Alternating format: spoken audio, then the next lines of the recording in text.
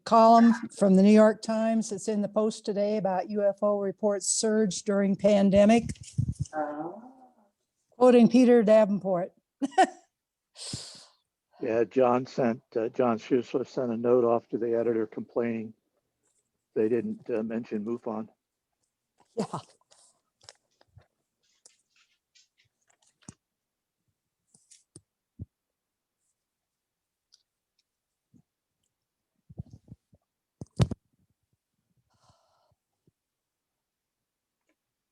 Just so everybody knows, the meeting will be recorded today. Last month's meeting is up on our YouTube channel. It had a whopping 13 views. So, which I have to admit is actually more than some of my videos have gotten in on my YouTube channel. But That's the number of brothers and sisters you have, isn't it, Jeff? no, it's a number of kids. The reason I put it up, I started my YouTube channel was for my grandkids because I have no memories of my grandparents. So now they're going to have memories of me. And believe me, my YouTube videos they're nothing special.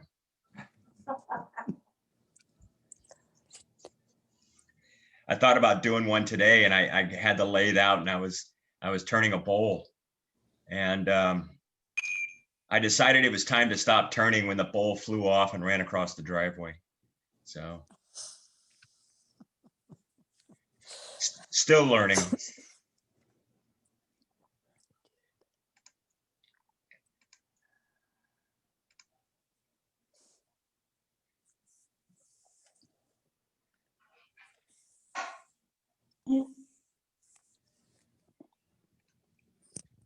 Welcome, Kevin. Oh, Hello, Jeff. How are you? Good. It looks like your updating of the website worked and because people are starting to show up. So. Okay, yeah, I made that a week ago. So, yeah, a lot of times after the meeting, I'll go back and update it to say TBD, right? So it's an invalid link. Yeah. So, yeah, so then the next time I update it, then they should get the new link is kind of the thinking there. You in the Springs, Kevin? I'm sorry? Are you in the Springs yet? In the Springs? Yeah, I thought you moved into the Springs. No, I'm in Phoenix. Oh, that's right. Wrong person. Yeah, Right idea, wrong person. yeah, I'm in sunny Phoenix. So, yeah, how you doing, Ken? Hanging in there. Did you get your second shot? Oh yeah, back in Okay. February. Is that the one that knocked you out then, the second shot? Oh yeah. That Yeah, was- okay. Because my coworker, my boss, he actually, the first shot affected him. Oh, He had to take the day off. I mean, he said 15 minutes after the shot, he wasn't sure he was going to be able to make it home. He was driving. first time I Yeah. heard about the first shot. Yeah. And he's a big guy too. Which vaccine was it, Kevin? I'm not sure. I'm not sure which was, but I'm pretty sure it was the 2-dose version, not the single dose. I had the 2-dose Moderna and had very slight headache the first time. I did just great. Yeah, I'm just now trying to get on the list because I wanted to get the okay from my doctor that it was okay for me to take to take the vaccine. So I'm getting all new doctors down here in Phoenix, but all of them are going to be at the Mayo Clinic. So that'll be nice. All of my doctors that I need will all be in one facility.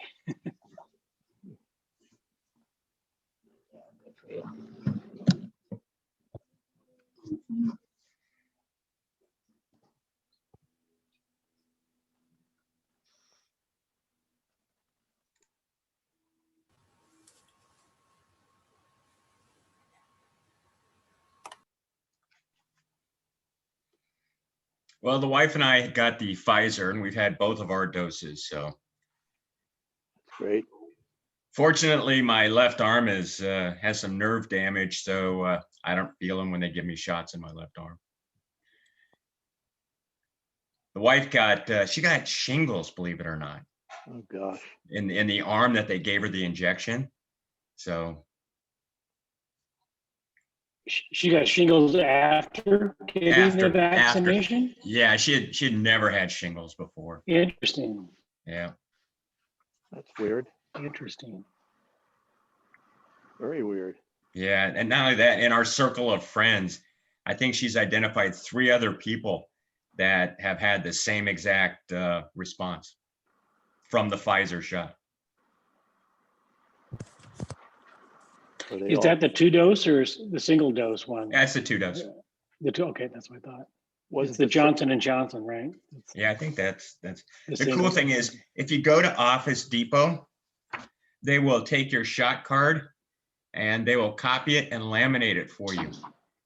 That's a So- good idea. Basically, you could make your own COVID passport. Yeah. Going to come in handy, I have a feeling. Yeah, we're putting them in the glove boxes of the cars, so we'll have them. I had just got my second shot done. So if I look a little woozy during the meeting, maybe I'm having a reaction. You never know. Mine's was today? Moderna, so it's my second one from Moderna. So we'll see. Yeah, they had some issues with the J&J in Colorado over at Dick's Sporting Goods where they had some people feel nauseous and dizzy. So they actually shut it down, at least in that area. I don't know. I think they limited where you can get the J&J shot as opposed to mass gatherings. I think it's going to be smaller, doctors or medical centers. So 3 other states had the same issue, and they also limited where you can get the J&J. I get my second Moderna shot on Thursday. The worst I had was a sore arm from the first shot. So I know a few people that had some pretty adverse reactions on the second shot when it really kind of stimulated their immunization system. They got a little sick and things like that. So, but hey, slowly but surely the population is we're trying to stay ahead of the infection rate curve. So we'll see. It's a race Yep. to, even right now, and then hopefully decrease.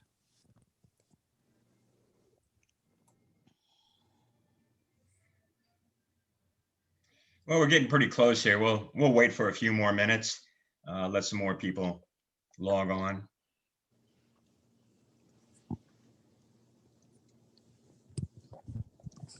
Jeff, is Katie going to be attending this meeting?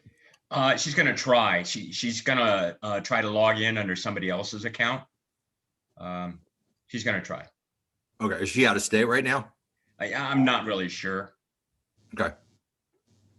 If I was, I don't know if I would say it publicly. So She had emailed me this morning. I didn't know. yeah. There was no indication, that wasn't part of the communication anyway. Whenever. I got to tell you, Barry, I'm really enjoying your book.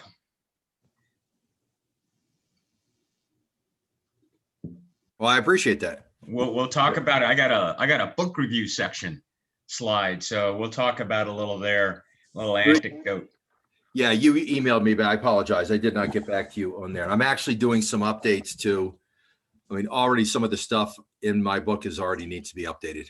Yeah, The yeah, information is not as accurate. I've already got updated stuff. I'm adding stuff to it at this point. So I'm doing, I've got some really much better information on the Trans en Provence case yeah. for ground trace, and a couple of, especially the Healy, Manchester, Ohio case. Yeah. A lot of good updates on that one Good, with good. additional witnesses that Good. were involved that may or may not have seen the same object. So Yeah. it's all about revision right now and Yeah. updating to get more accurate information.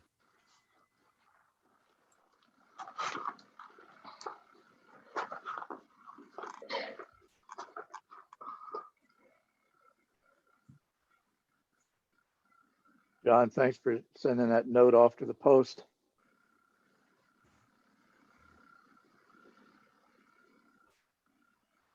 I had hopes they would say something about MUFON. I know. It wasn't written here though. It was written in another city. So and the person did it probably is not a MUFON member.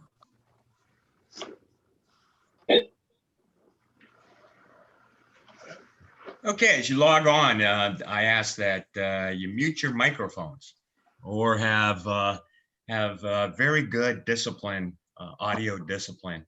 Otherwise, it kind of bleeds over and kind of affects the whole presentation.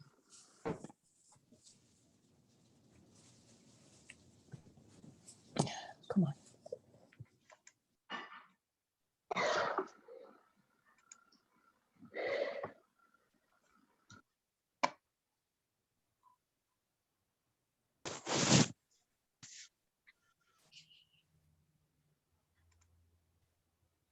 I'd like to welcome everybody to the April 2021 monthly meeting. I don't know how the weather is there, but the weather here is very nice. And I just hope that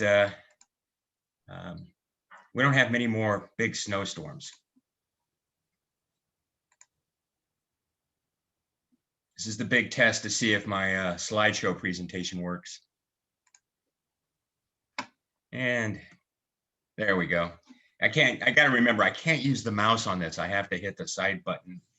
Okay, according to my little name right here, I'm Katie Grabowski. Well, as you can tell, I'm not Katie Grabowski. Katie is not with us today. She may show up at some time, but she has graciously allowed us to use her Zoom account. So my name is Jeff Hastings. There's my email address. I am a field investigator. I just completed my 200th case.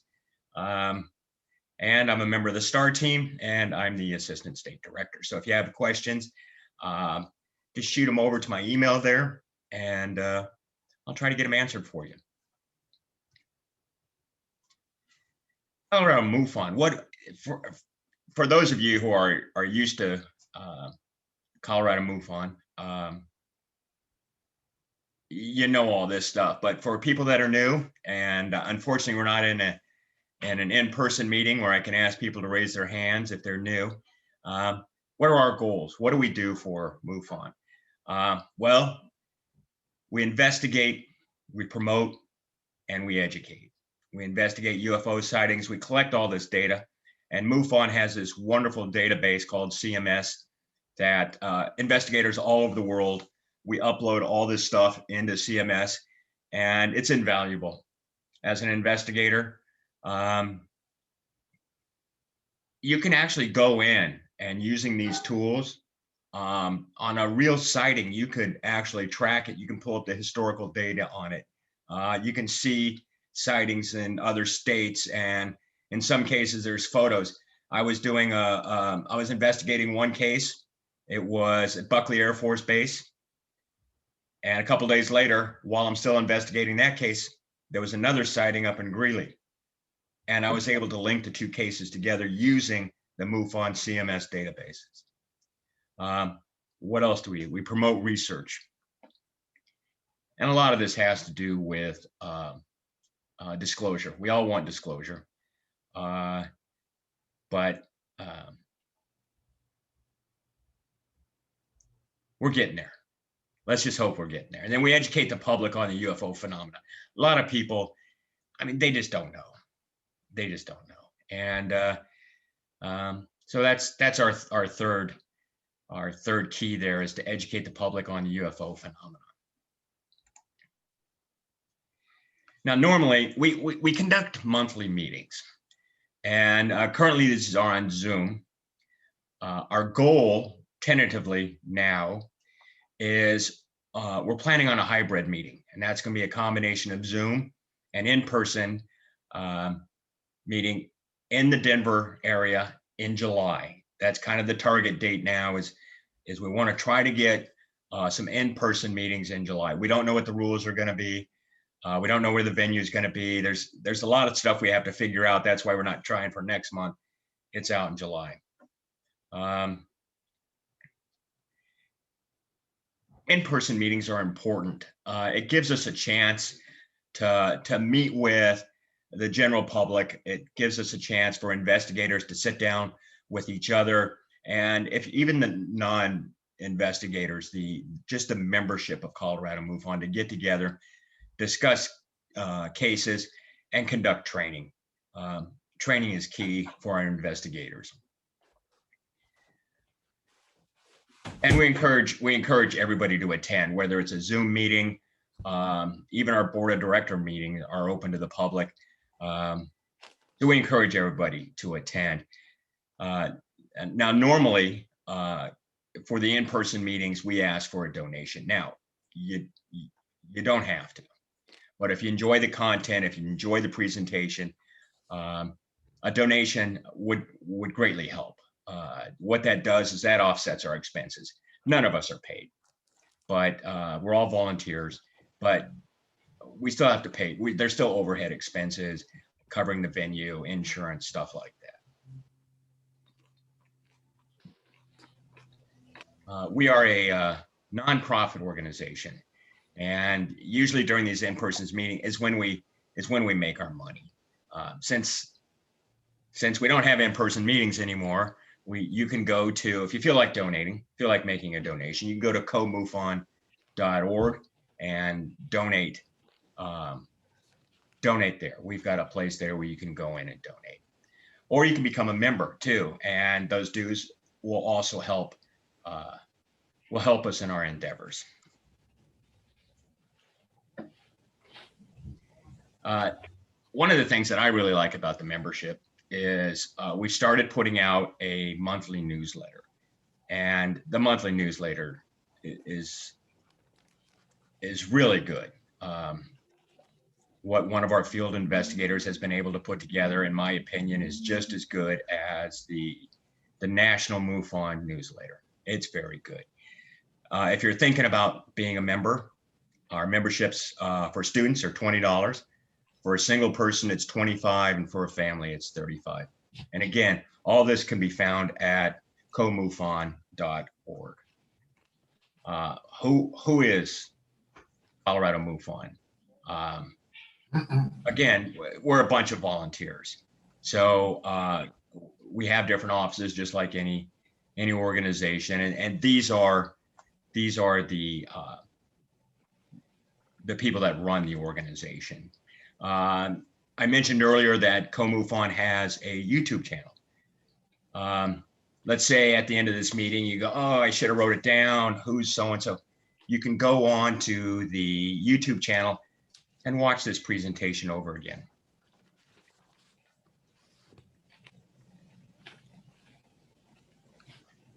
The new stuff at MUFON, at COMUFON, at Colorado MUFON, is our newsletter. I mentioned it last month. Matter of fact, I still have the picture in here from last month. It's very good. And that comes with the Colorado MUFON membership. You'll get it emailed to you. And I think it's very good. It's current.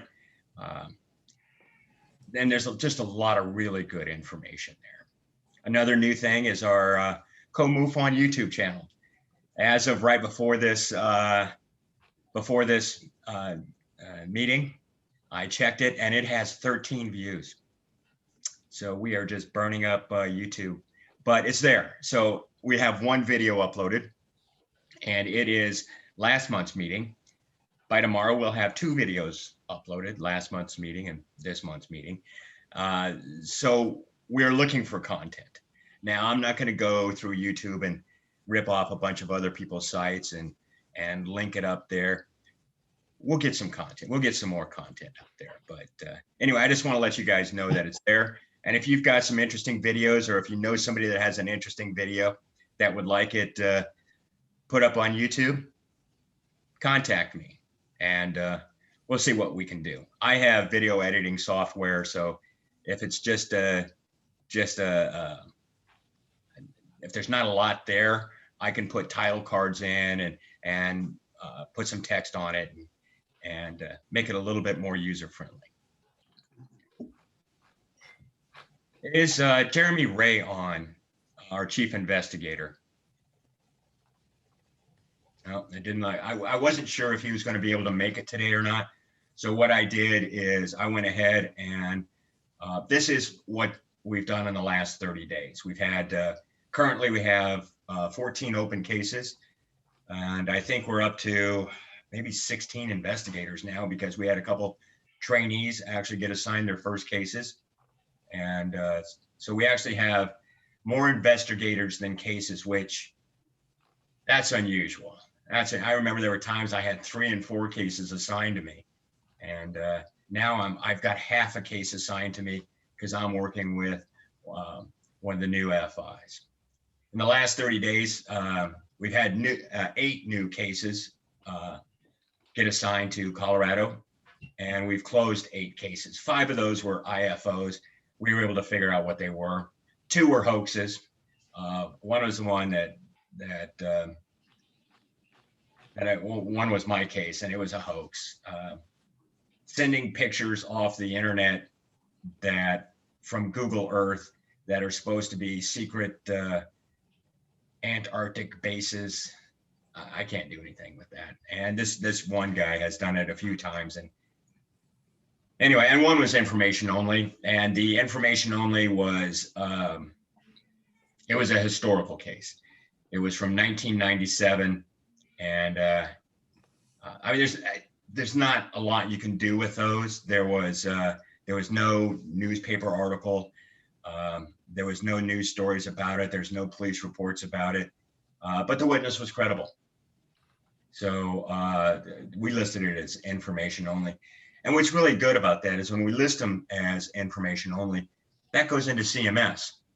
So let's say another FI gets something similar and he's going through CMS and he pulls it up and he goes, well, here's this around the same time frame, around the same location, similar, but it's listed as information only. Then we have 2 data points as opposed to just the 1. So the CMS is the same. Put this thing really quick. Make sure your mics are muted.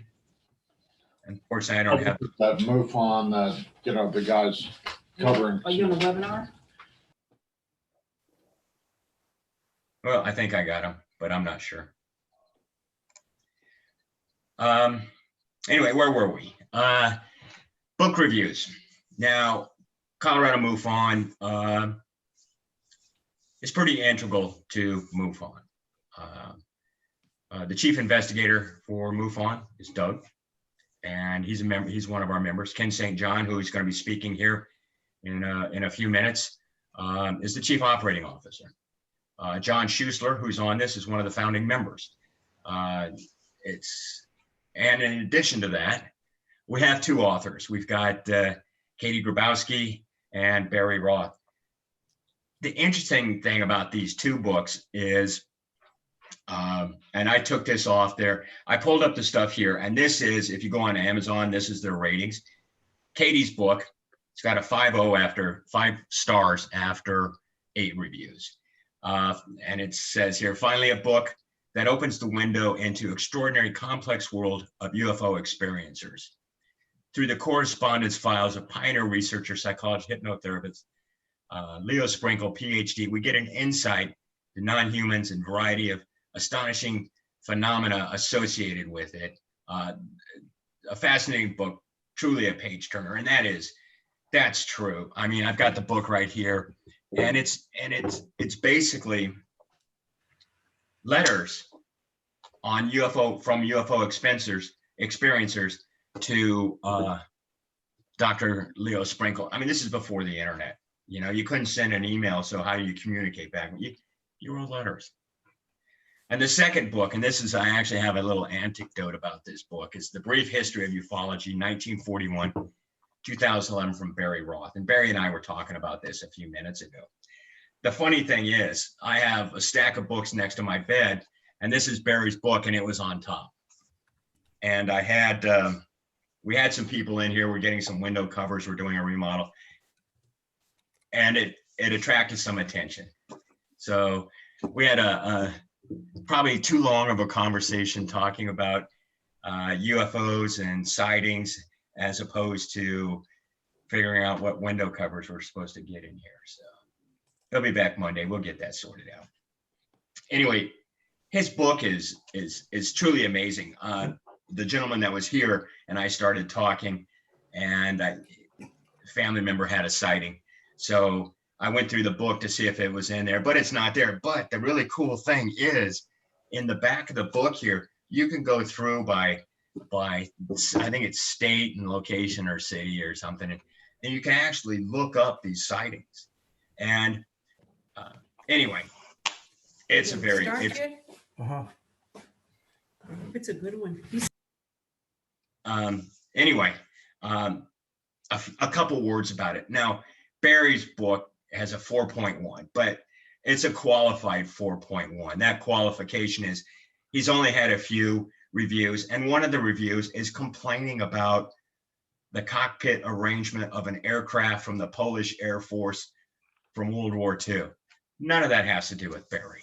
I mean, so set that aside. If you were to take the other ones, he's got a very high star rating. I thoroughly enjoy the book. I think it's great. Not only that, I was noticing one of the things that the reviews was written by David Marler. David Marler's book, Triangular UFOs, An Estimate of the Situation. Another author. So, and he enjoyed the book. So those are two books that you can go out and Amazon has them, and you can pick those up. I can't wait for the in-person meetings because I have to pick up a bunch of them for my family members and have Barry sign them. So, well, something, I'm supposed to change slides there and nothing happened. There we go. And the final book review is today's speaker, Michael Schratt. I got to tell you, I'm a visual guy. So this book is just, I mean, it hits the spot. Just briefly what it says here, a fully illustrated book details 20 historical UFO cases, which were secured from multiple research centers around the United States and had never been seen before. In addition, the publication also highlights multiple UFO encounters, many of with beings reported. A few cases covered in this book, the mystery airship wave of 19, and then it goes on and on, talks about. I gotta tell you, knowing the stories and then seeing the illustrations that Michael has put together, it's just amazing. And I've got one special note on this. His book it's not in hard copy, it's in Kindle. But if you don't have a Kindle reader, which I don't have, you can go on Amazon and for free, you can download like a Kindle converter and read the book on your laptop. That's what I did. I was able to, I got that, then I ordered the book and I read the book on my PC. You didn't have to have a Kindle. So anyway, I just wanted to throw that out there. And that's my book reviews for this month. Next will be Chief Operating Officer Ken St. John. He's got a few words for us today, and he asked for a few minutes to speak. Thanks, Jeff. And I'll be brief. I know that we want to get to Michael's presentation. So just a couple words. I seem to be inundated at the office with inquiries about the differences between chapters and MUFON International.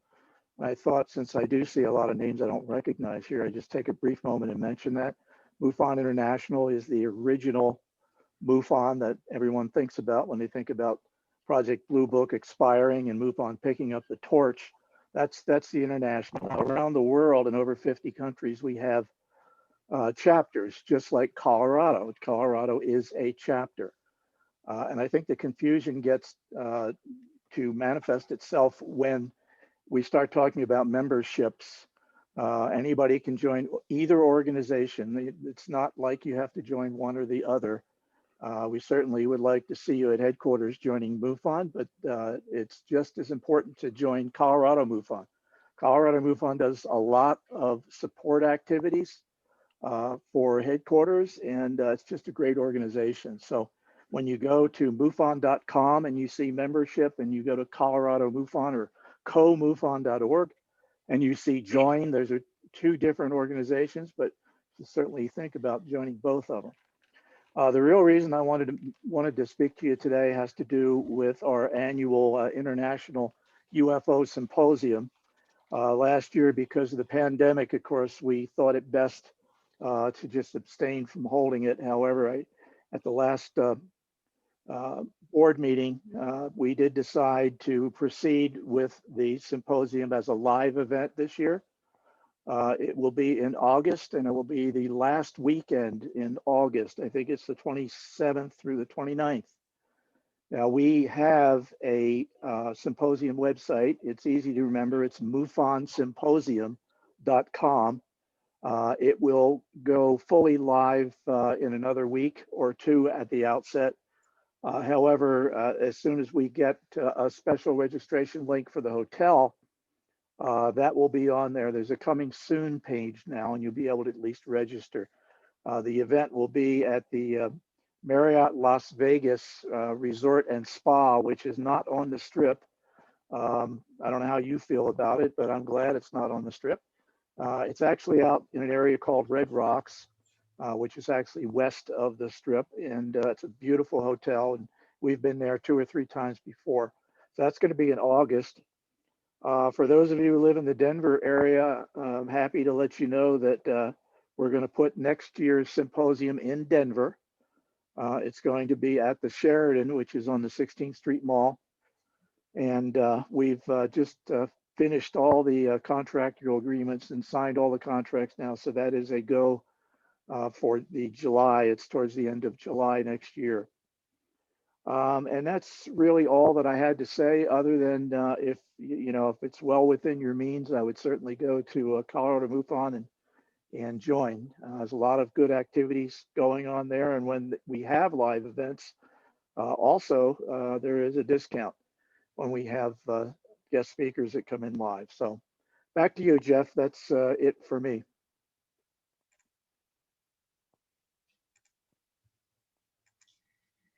Okay, I gotta make sure I'm at the right spot again. I jumped out of this, and I don't know if I should have or not, but I'll figure it out.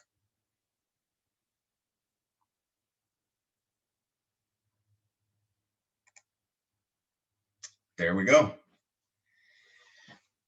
Okay, this is why you people showed up. You didn't show up to hear from me talk about books and cases and stuff. Well, you might have wanted to talk about cases, but today's headliner, Michael Schratt, is a private pilot, an aviation historian, investigated UFO encounters for over 25 years. Between 2008 and 2009, Michael meticulously reviewed a minimum of 50,000 cases in an effort to maintain an important part of our national history. Recreated dozens of highly credible UFO cases by using drawings, illustrations, and commissioned artwork.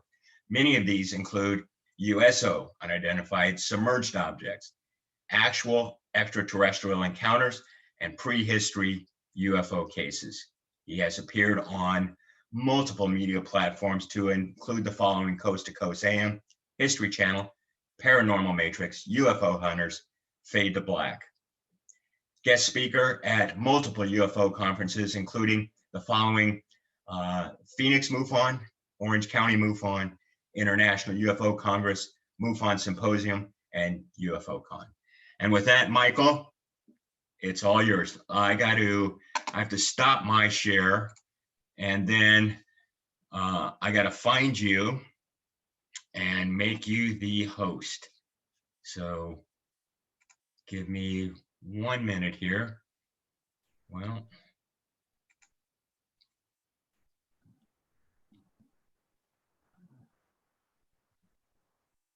we have 41 people on today. So I just got to scroll through here. And Michael, if you can unmute yourself. Okay. Okay. And I got to find you, and I can't find you.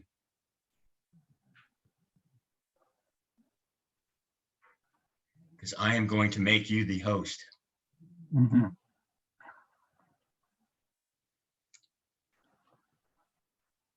I think you're just listed as Michael, so.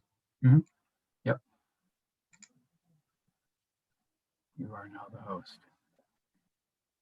I think you are now the host. Okay. So And then if you share your screen, share my screen. Share. Okay. That looks good. Let's see here. So can everybody see my desktop? it looks good. Okay. So if I switch forward and switch back, it's still in full screen mode, right? Well, it's in mostly screen mode. It's Mostly. a good presentation. Okay. I will leave it at that. Okay. First of all, thank you for giving me the opportunity to join all of you. It's a privilege. And the title of this presentation today is UFO Magical Mystery Tour, a pictorial history of lost, forgotten, and obscure UFO encounters. I've got today's date on here. One other thing, John, it's really nice to see you. Really nice to see you, John.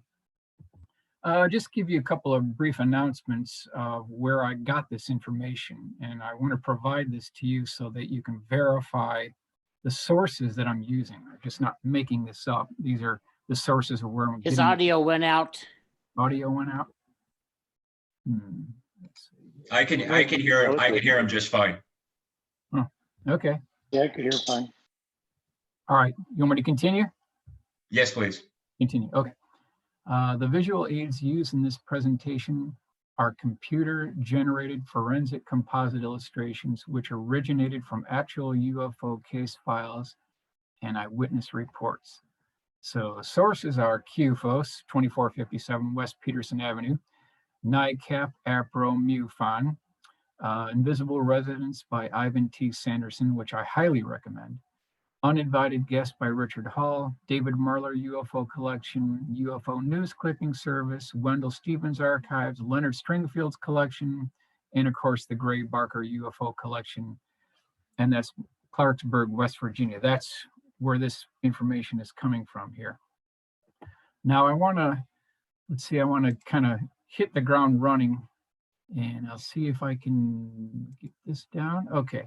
I want to just kind of start here, and this is a little wordy. I generally don't read too much in these things because I keep it visual, but in this case, I think we have to. So I want to lay out the timeline here, and this has been verified by Don Schmidt. So you're getting the real thing here.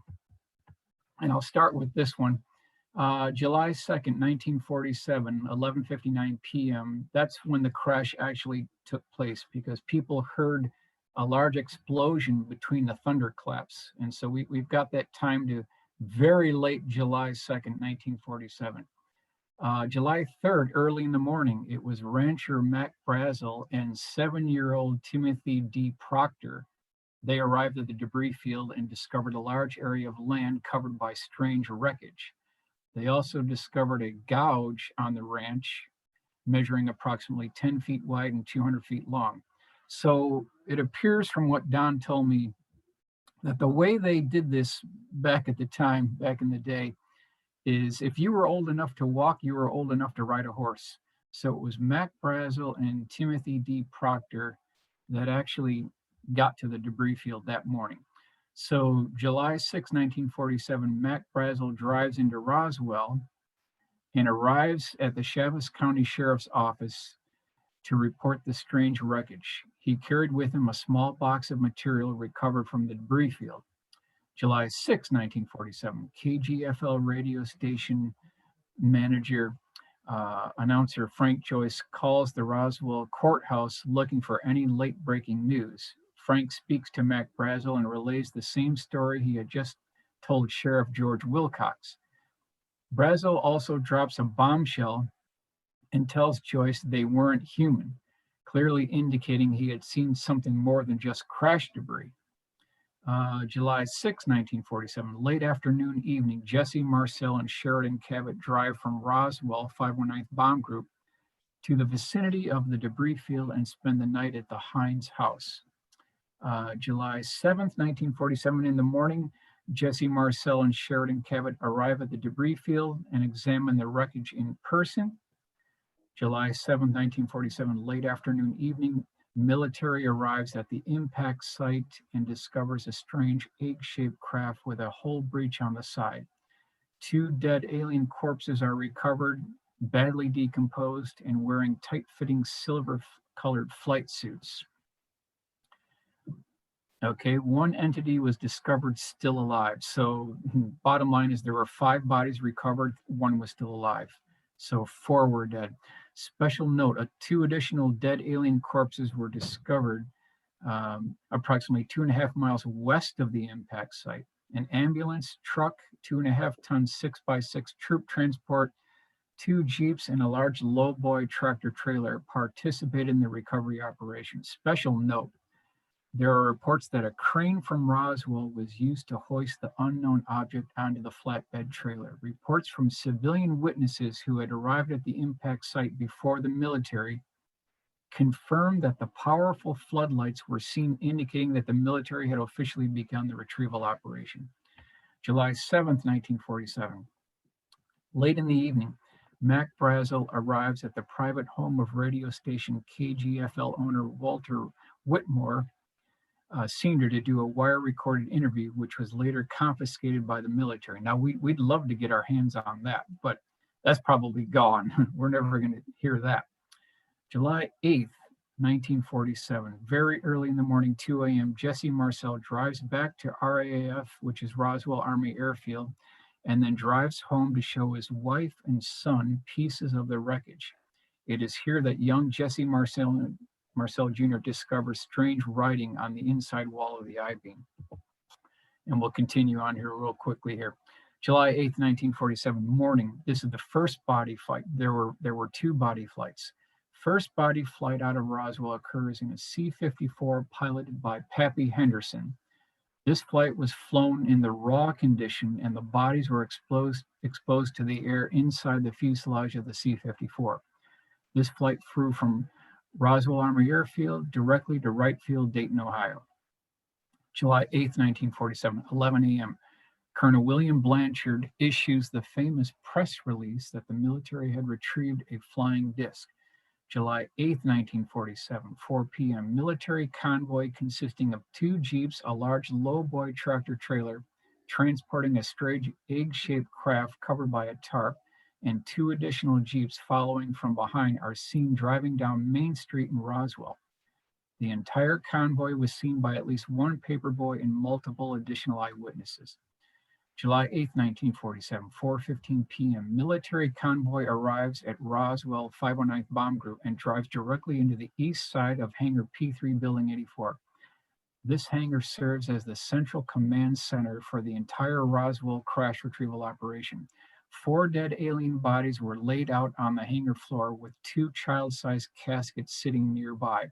A large wooden crate packed with dry ice was built to contain the 2 caskets in a desperate effort to reduce the stench of the rapidly decomposing bodies. I know it sounds gruesome, but that's what we're dealing with here. We've got reports from Don, who interviewed members of the 509th cleanup operation team, where when they got done cleaning up the debris field, they had to burn their clothes to get rid of the stench. That's the only way they could get rid of the smell. July 8th, 1947, B-29 Dave's Dream leaves Roswell and flies to 8th Air Force Fort Worth, carrying Jesse Marcel and pieces of wreckage. July 9th, 1947, second body flight leaves RAF and flies directly to 8th Air Force Headquarters, Fort Worth, Texas. This flight stays below 10,000 feet and is flown unpressurized. The cargo bay of B-29 Straight Flush holds the large wooden crate containing the 2 child-sized caskets inside. Special note, on the evening of July 8th, the large wooden crate was stored at Atomic Bomb Pit Number 1, protected by 2 circular rows of perimeter screens, until B-29 Straight Flush could be taxied over to accept its historic cargo. And then finally here, July 9th, 1947, multiple Roswell witnesses confirmed seeing Mac Brazel being escorted through downtown Roswell. He was brought to the offices of both the Roswell Daily Record and Roswell Morning Dispatch, where he was forced to recant his original statement. He was also taken to the offices of radio stations KGFL and KSWS. So that's kind of the overview of what we're talking about here. Now, everything I do is visual here. So what you're looking at now is a photograph taken by Don Schmidt. This is, ladies and gentlemen, the exact location of the impact site. So this would have been July 2nd, 1947, what it would have looked like maybe on the morning of July 3rd. But you can see it's a barren landscape, a few bushes, some very slight low rolling hills, and that's it. It's featureless. It's very featureless. So what we want to do is we want to take you through a couple of the scenes and show you what it may have looked like to keep things visual here. So this is the morning of July 3rd, 1947. And we've got rancher Mac Brazel and 7-year-old Timothy D. Proctor. They were both on horseback, and they did see the debris field. They picked up some of the debris. We know that because Mac Brazel brought some of it into the sheriff's office, so we know he did that. And we've got the gouge that was about 10 feet wide and 200 feet long. So this would be the scene the morning of July 3rd. So moving on. Now, I believe this to be the most accurate depiction of what the crash scene looked like. This has been pretty much authorized by Don Schmidt. So here you see in the foreground, you've got an egg-shaped craft with a dome on top, and it was the size of a Volkswagen Beetle. You've got 3 bodies here that we've shown. 2 of them are dead corpses. 1 was still alive. They were wrinkly, they were squiggly, they look like Casper the Ghost. That's how Pappy Henderson described it. He flew the first body flight out of Roswell. He described them as looking like Casper Ghost. They weren't green, they were white, almost pale white in color. There was definitely an ambulance truck on site. We know for a fact that this thing took place near the windmill and the water tank, so we've shown that as well. We've got the 18-wheeler lowboy tractor trailer there on site. We've got a Jeep on site, and then we've got military personnel that cordoned off the area. And this is one of the cases where civilians got to both the debris field and the impact site prior to the military. So it was kind of a new thing at that point. So this is July 8th, 1947. Now later in the afternoon around 4 p.m., a very interesting convoy had gone down Roswell Main Street, consisting of 2 Jeeps on front, the lowboy tractor trailer with a egg-shaped craft on top that was covered by a tarp, and then at least 2 Jeeps following from behind. This went right down Main Street. There were multiple eyewitnesses that saw this, including one paperboy who actually did speak to Don Schmidt later on. But this was definitely seen, and we got it right down to probably plus or minus 5 minutes. It was 4 p.m. on the afternoon, late evening of July 8th, 1947. So let's move on. Now there's 2 other scenes we're going to do. We're not done with them yet, but this just gives you an idea of what we're doing. We're also going to do the interior hangar of P3 Building 84 and also the autopsy scene as well. 1897 mystery airship wave. I think it's important that we kind of start here. This actually took place in Sacramento, California. It was also seen in San Francisco. It also moved on to Oakland, California. And what they reported is there were hundreds of reports of this strange gondola-shaped craft. It had an airbag on top. There was a 1 wing on either side, and it was shining down these brilliantly lit spotlights, like searchlights, very powerful searchlights. And it was total chaos in the streets. There were people running, they were screaming, there were covered wagons that were overturning, and it was just a complete chaos. People's, like I mentioned before, hundreds of these sightings took place, and they saw these beaming spotlights. People identified what looked like well-dressed, eccentric inventor type people on the decks of these craft. They also reported big black dogs on these craft. They had a tail, very interesting sighting. And this is kind of some of the original sketches that were seen. In many cases, these things were lowering down, you could call them anchors. And in a very few separate cases of daylight sightings of these craft, people reported that the quote unquote pilots were wearing smoky colored glasses. So this is all 1897 timeframe. Here's a couple of highlights. Actually began on November 18th, 1896 in Sacramento. object cast down brilliant beams of light on the city before it moved it towards San Francisco. Eyewitnesses described the craft as about 150 feet in length with 4 rotor-like arms. In some cases, anchors attached to ropes were dropped from the mysterious craft and laughter could be heard originating from the interior. By 1897, virtually all the sightings ended. Here's a blow up of what these things look like. And so somehow somebody apparently was able to negate gravity in 1897. This is long before the Wright brothers flew December 17, 1903 at Kitty Hawk. So someone figured out something. It doesn't appear that this was like a hot air balloon. Something else was going on here. This is kind of an enlargement of what these beaming lights would have looked like. And then again, you can see the gondola here. There are reports that they figured out something called NB gas that quote unquote allegedly negated gravity. That's perhaps what we've heard now. We'll go on to April 24th, 1964, Socorro, New Mexico. This is the famous Lonnie Zamora case. Now I want to highlight the fact that something interesting happened prior to Lonnie having his sighting. There was a small sighting, you could say, that occurred just prior to. There was a family on vacation. They're driving down kind of like the main area of Socorro, and whatever this was, an egg-shaped craft flew directly over their car, maybe at 2 feet altitude. They actually went into the Socorro Police Department and filed a report. And in the report, it talks about how they stated that you people really fly your planes very low around here. It's actually in the report.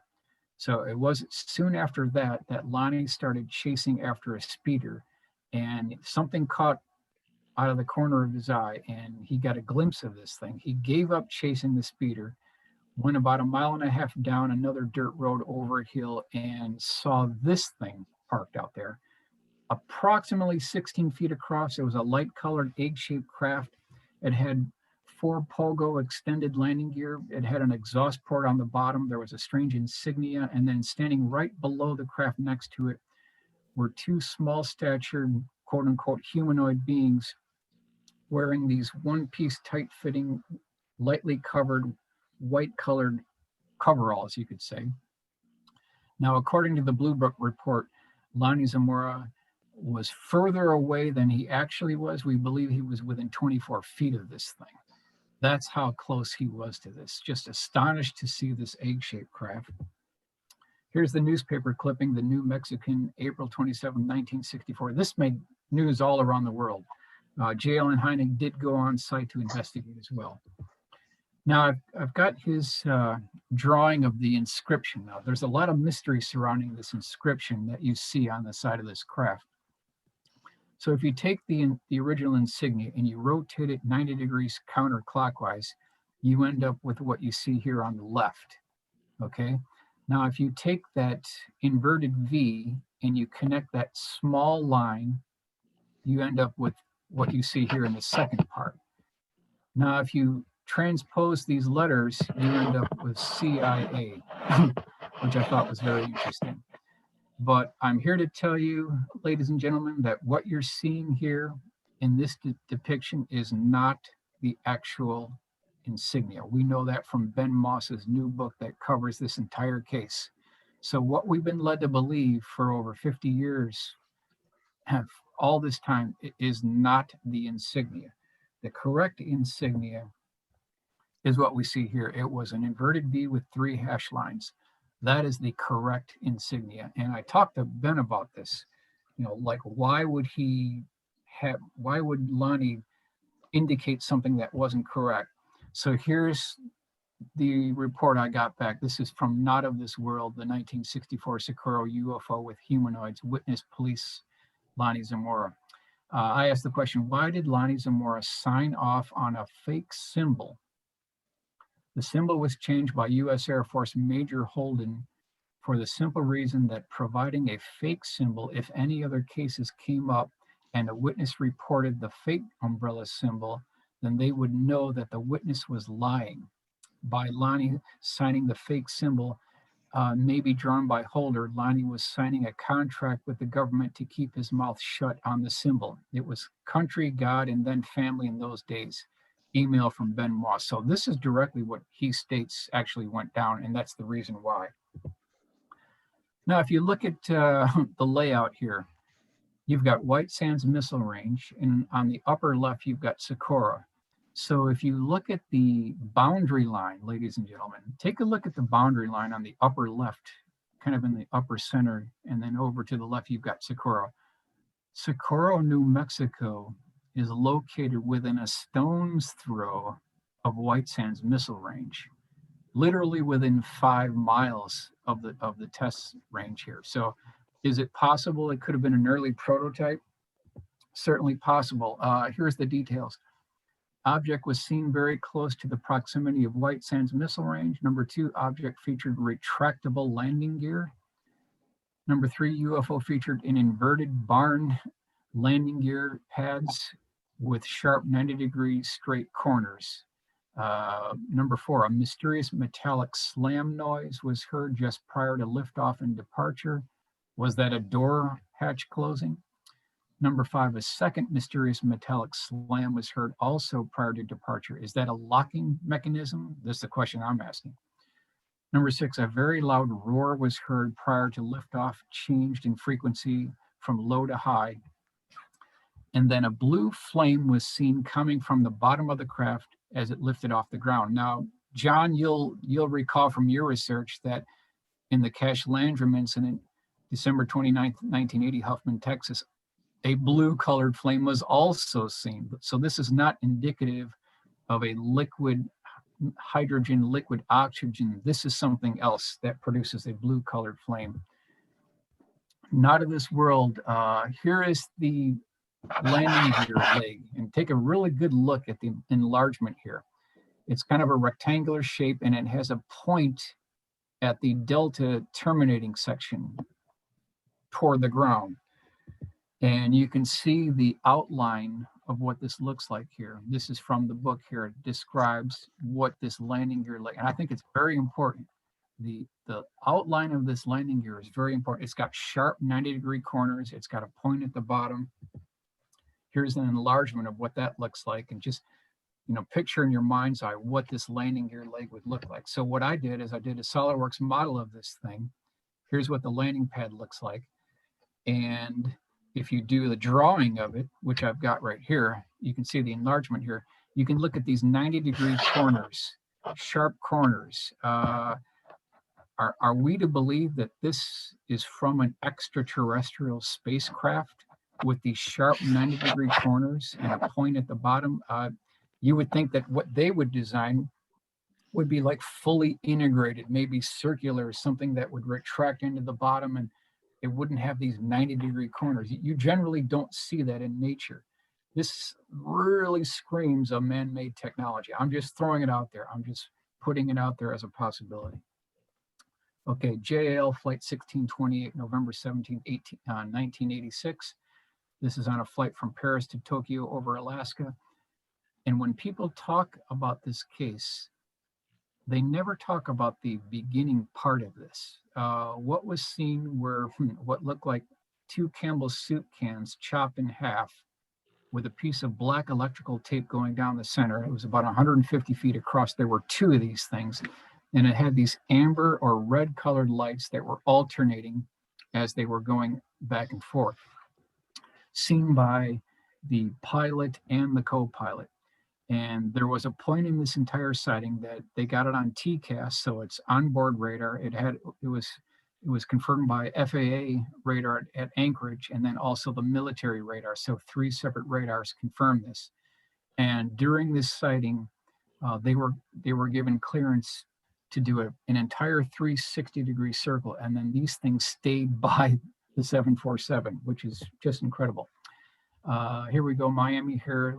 January 4th, 1987, FAA reviewing data from night Japanese pilots reported UFOs. Newspaper clippings reported it as well. Here's his original sketch of what it looked like out the cockpit window. And then a little bit after the 2 were seen, something unbelievable happened. What could only be described as a mothership, twice the size of an aircraft carrier, came from the back left of the 747 that was viewed by the pilot.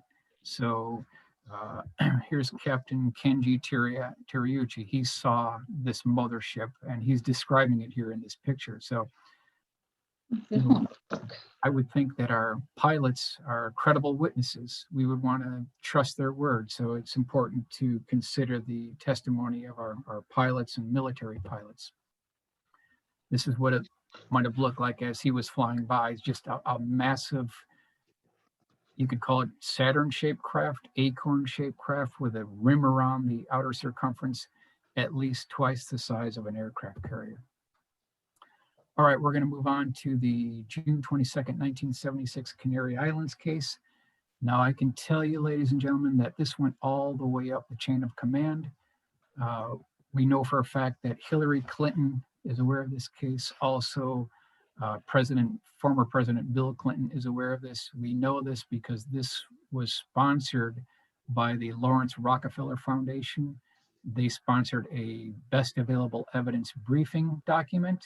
And this case is in that briefing document that was handed to Bill Clinton personally. So there's no doubt about it. The Clintons know about this case.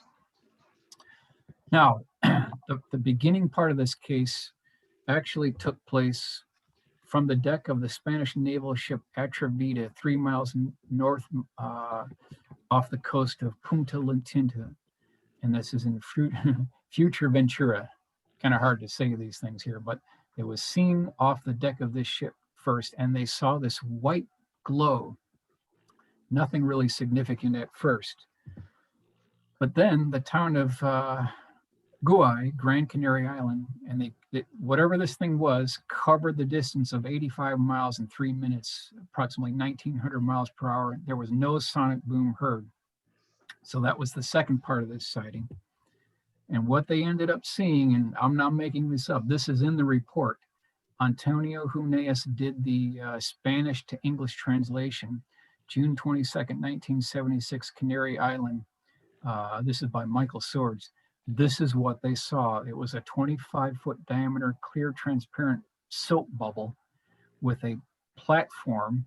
And then there were 3 pedestals on the platform with these 8-foot tall, humanoid looking beings with an unusual helmet. They were wearing a red flight.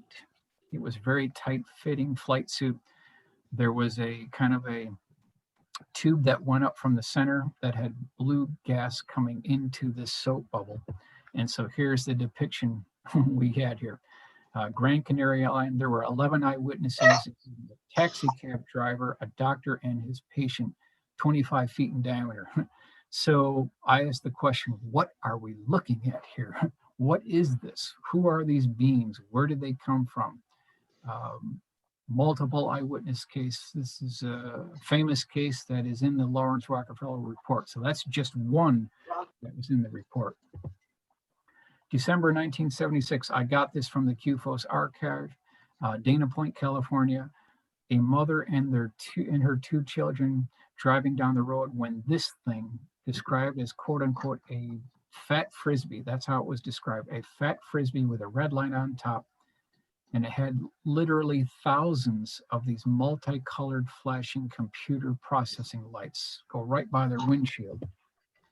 Here's the actual report on this, and you can see this thing right in the windshield. They were startled to see this thing. They were interviewed. Here's my AutoCAD drawing of what it actually looked like. Literally hundreds, maybe even thousands of these computer microprocessing lights were actually seen. So here's the rendering we did. Now, when we do these things, we try to take you to the actual site plus or minus 10 feet. And this is a Cutlass. We don't know the color, but this is the exact make and model of what actually occurred during the sighting. And you can see the craft here. Now, within this report, ladies and gentlemen, there is a sketch of what took place next. Very hard to see it. But what this thing did is it tipped up 90 degrees and rolled away like a wagon wheel. It's in the actual report. You can't make this stuff up. I mean, we've heard this a couple times before where these things tip up 90 degrees and then they take off. In this case, it rolled away like a wagon wheel. Next one, November 20th, 1956, in Connecticut. This is Cross. Woman was putting up clothes on the clothesline when she saw this, what can only be described as a half globe or dome. It had these sockets on the bottom, and on each end of the socket, there was a colored light. The whole thing was revolving around. So you can see this thing approaching, nearly hit her house. And it flew a little bit off to the left, nearly hit the chimney, but it cleared the chimney. And she could see that there was a donut connected to this socket. There were actually 3 donut ring sections connected to this socket. Each one was separated by a black band. And you can see these sockets here with what looks like Tesla coils. And we've done an enlargement. On the bottom of these donuts, she described what looked like Aztec lettering or Inca lettering or something you would see on Mayan pottery or something on the borders of a Peruvian rug. That's what she described it. Rug. Yep. This is her original sketch of what this thing looked like. And you can see these designs. She did a really good job. Very impressive. She died just a few years ago, so I missed her. But this is her original sketch. And I've done an enlargement here. It shows you these sockets. I've also showed you the colored Tesla coils. And then over to the right, I've done an enlargement showing you what these different inscriptions may have looked like. But this is November 20th, 1956. Very good report. January 1st, 1970, Finland, 10 foot in diameter. 2 skiers are going down the ski slope when this cloud was basically following them. They got to kind of a slight clearing area. And then out from this cloud, there was this beaming light. And then it's so crazy, but I have to report it. This 3.5 foot to 4 foot tall, what can only be described as like a garden gnome, kind of a humanoid looking being. He was wearing this green tight fitting flight suit. He had green boots. He was wearing gloves. He had a wrinkled face with a crinkled nose. He had a cone-shaped hat on. And then he had this large optical device that looked like a camera that was moving back and forth. And he was like taking photographs of the 2 skiers. Now this is reported in more than one publication. So this is January 1st, 1970. Here is the original sketch from the report of what this actually looked like. There were 3 half domes on the bottom of this craft. And after these skiers had this encounter, within 5 minutes, one of the skiers started throwing up. He got sick and he had to be helped 3 miles back to the lodge by his friend who was also with him too. So not only is it a CE2, but it's a CE3 because it had physical effects as well. So that's a CE2 case there. February 3rd, 1983, Mobile, Alabama. This is a 210 foot long craft by 80 feet high. Primary eyewitness was driving home to Mobile, Alabama after a 9 p.m. dinner engagement. She heard this big booming noise. Her car started shaking, so she pulled off to the side of the road. She looked under the vehicle, thinking that the transmission might have fallen out or something. Everything seemed to be okay there. She went another half mile off to a kind of a lit clearing area, and she saw this craft hovering 10 feet above the ground. She said it had a tapering afterbody, kind of like a wedding cake. It had these holes. She said the whole thing was fastened by rivets, kind of like these arcane rivets. Looking through these portholes, she could see through to the other side, and she described what looked like, the way that she described it is it looked like a shipping yard on the East Coast where they were building a battleship. There were these cross beams and girders and bulkheads. That's what the interior looked like. So if we start on the top, it had a transparent section that wrapped around maybe 40% of the upper dome. And she could see what looked like these 5'10" humanoid looking beings. It was a very antiseptically sterile environment. They were wearing these one-piece tight-fitting white flight suits. Below that, there was another transparent section. Below that, she could see 4 box-like structures with these shafts sticking out that were about 6 feet in length. Then there was a door that was closing from right to left. She also identified an asphalt road at the bottom. And on the far wall, she said she could see tubes, pipes, and cylinders on the far wall. Now that's something that I've got on 12 separate cases.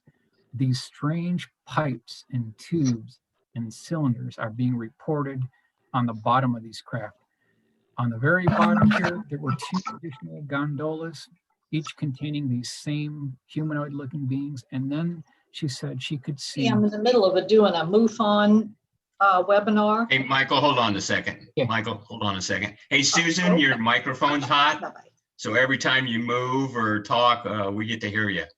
So if you could mute your microphone, Susan, that would help. Thank you. Okay, so we'll go back here. She also mentioned she could see what looked like 24-inch by 24-inch square, highly polished chrome mirror sections that were in the formation of a cross on the bottom of this craft. Here's an enlargement showing you the door closing from right to left, and here you can see on the left-hand side these tubes, pipes, and cylinders on this left wall. Again, this is something I've got like 12 separate cases. This is the original sketch from the APRO bulletin from the actual investigator who interviewed the eyewitness, and this is what we've done, this composite from the actual sketch here. All right, we're going to move on to the USS FDR. This is November 1958, Guantanamo Bay. They were on a shakedown cruise.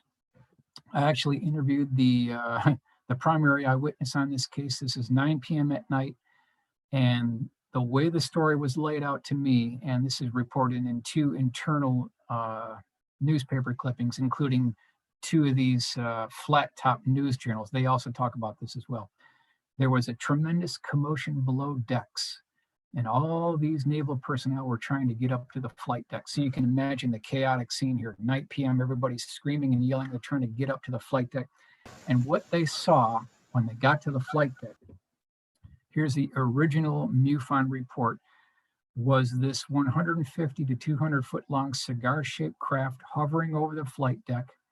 It had these rectangular cutout windows, and at least 25 naval officers, personnel, could see what looked like humans walking back and forth between these windows. They also could feel the heat radiating off this craft onto their faces below. So not only is it a CE2 because it had physical effects, but it's a CE3 because they had interaction with entities. So that qualifies it as a CE3. Next thing that happened is that this thing turned kind of a yellow-orangish color and departed at kind of a high rate of speed. But before that happened, Chester Grzinski, who's the primary eyewitness, said that what he could see is one of these beings who was looking back at the officers below on the flight deck raised his hand above his head and was waving to the guys below. I'm not making this up. This is his original sketch. He was actually waving to the people standing on the flight deck below. So what we've done, and I want to give credit to Tom Bogan, who's my illustrator here, we try to make these cases come alive to preserve an important part of our national history. We did a rendering. This is a rendering of what it may have looked like on the flight deck here. And then you can see this being waving at the officers below. And then we'll go ahead and switch to the enlargement. Here's the enlargement of what this thing actually looked like. So again, this is late 1957, early 1958, Guantanamo Bay. This is the USS FDR. This was the first aircraft carrier to carry nuclear weapons on board. It also had a history of these UFO sightings as well.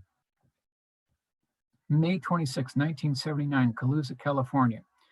So the breakdown on this sighting is, it was 11:30 p.m., really late at night. Primary eyewitness is watching television. He's got the air conditioning on, and all of a sudden the TV goes out. Coincidentally, the air conditioning goes out. So he gets out of the couch and he goes to the circuit breaker in the back of the house, checking to see if anything popped. That seemed to be okay. But immediately he noticed, as soon as he walked to the back of the house, all of the hair on his arms and on his chest and on his hair started standing upright, and then also crackling and snapping. So there was this static electrical field where he was at. He looked up and saw a 140-foot diameter dish-shaped craft. On the top upper section, there was a dome that looked like a lemon squeezer or an orange juice squeezer. It had these ribs on it, which we don't hear about too much. On the bottom of this craft, there were 6 conduit pipes that had frayed edges, and then on either side of those, there were these two prong devices. Now, off to the left, he noticed two smaller craft that were half the diameter of the large one, and they were sucking power off the 500,000 volt power lines, causing them to become cherry red. So right there, it's a CE2 case because it had physical effects. Now, while all this is going on, this is about a 2-minute sighting here, these conduit pipes retracted into the bottom of the craft. At that time, simultaneously, these hook devices retracted 90% into the bottom of the craft, and then a door opened on either side of the outer circumference of the craft, and these gooseneck lights popped out, shining lights below. So that was kind of the first scene. At that point, the primary witness really started to panic. So he went back inside. Here you can see a drawing of what this craft actually looks like. You can see the rib dome here. You can see these conduit pipes and the frayed edges and these claw-like devices as well. So he goes into his house, he wakes up his wife, he wakes up his two children, they go to the back room, they open up the window, they pull the blinds across, and they can see that large craft flanked on either side by the two smaller craft. They're also pulling power off the 500,000 volt power lines. And then, ladies and gentlemen, something very interesting happened. The large craft, what you see here in the center, and if you look closely here, you can see these rolling hills in the background that are about 24 nautical miles away.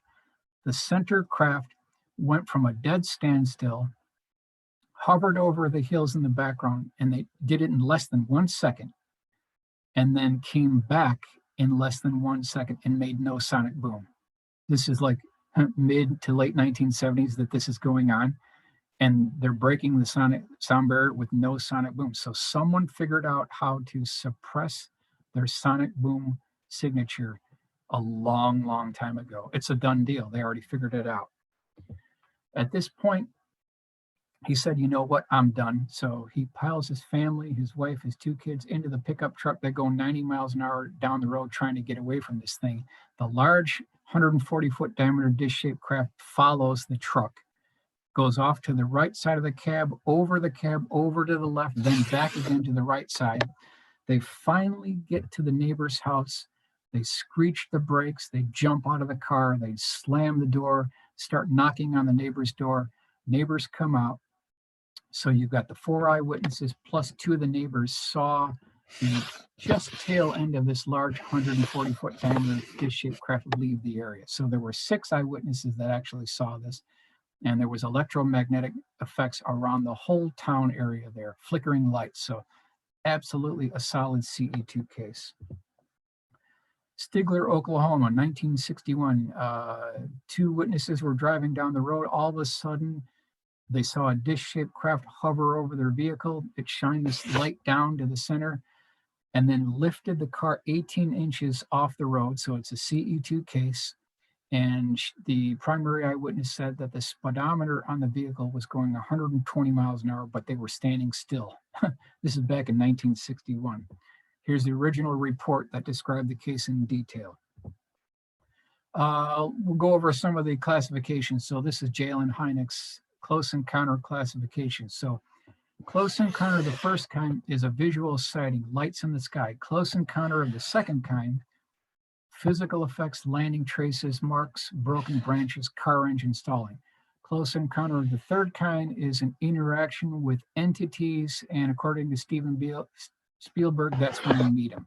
So that's the third kind of close encounter. Next one, December 26, 1972, Venezuela. I dug this out of the CUFOS archives. It had been sitting there for like 40 years. I don't think anyone ever saw it. If I didn't dig it out, I don't think anyone still would have seen it. Now, this was seen by 3 eyewitnesses. So you've got the husband, you've got the wife, and their young daughter.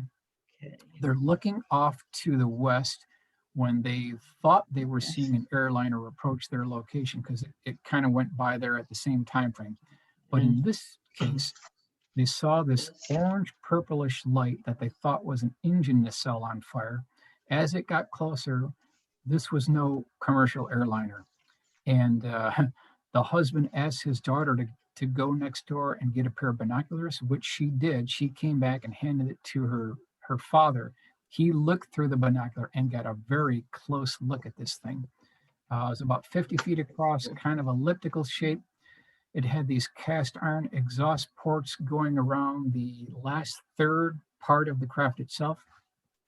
And then it had these very strange half dual opposing hemispherical domes with kind of a blue arcing light continuously going between these half domes. This is the actual drawing I did based on the eyewitness report. You can see these exhaust pipes, and each one of these exhaust ports was emitting this strange lasagna noodle flame, you could call it, that was orange or violet in color. Over to the left and the bottom here, you can see the location of the electrodes. So again, whatever this thing was, there were two of these actually seen, because it was going on its original flight path and made a 45-degree angle up and then continued on its flight path.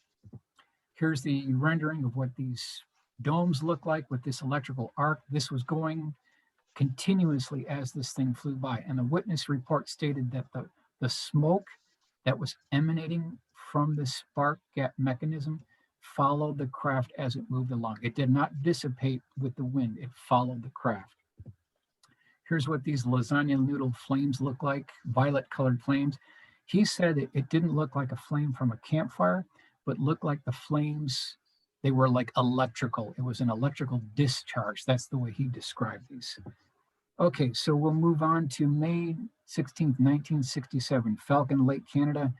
This is the famous Stephen Mikulik Falcon Lake case. This is known all around the world. It's famous within ufology. Now, Stephen was a rock hound. He was you could call him a mineral collector. And so he was looking for different rocks and things. He was wearing jeans. He was wearing leather gloves. He was wearing a thick shirt, and he was also wearing welder's goggles to protect his eyes. There were two of these 40-foot diameter dish-shaped craft that hovered over his location. One departed. The other one landed about 200 feet from his location, which you can see right here. It kind of had a chrome polished aluminum exterior. There was a door on sort of the right-hand side that did eventually open. And then there was another, what looked like an exhaust port with these equally spaced holes. And we'll get into that a little bit later. So he went over to this door, and it was emitting this violet colored light. He could hear noises in some kind of a language that he couldn't determine. So you've got this 2-foot by 3-foot hatch, which he's looking in now. And then you've got this 6-inch by 8-inch vent or exhaust ports just left of this hatch. And we'll do an enlargement of him looking inside this hatch. Now, he never did see anybody. He could hear voices, but he could never figure out what the language was. Soon after that, this craft kind of lifted off about 12 inches from the soil, started rotating. And when whatever this exhaust hatch lined up with him, there was some type of a discharge, and it actually burned him severely. It caught his clothes on fire. He ended up throwing up because the effects were so severe. So it's a CE2 case. And the drill hole pattern on this hatch matched exactly the burn pattern on his chest. And I'm sure you've all seen the photos before, but that's how that occurred. And you can see the enlargement of the burn pattern with these marks on his chest, which actually match these drill hole pattern. Here's another rendering of it here, what it actually looked like. And then here you can see the burn marks on his chest. And then you can see that there was some debris found, or metal fragments, at the landing site itself. Over to the left, you can see the entry hatch, and then whatever this exhaust port here also to the left as well.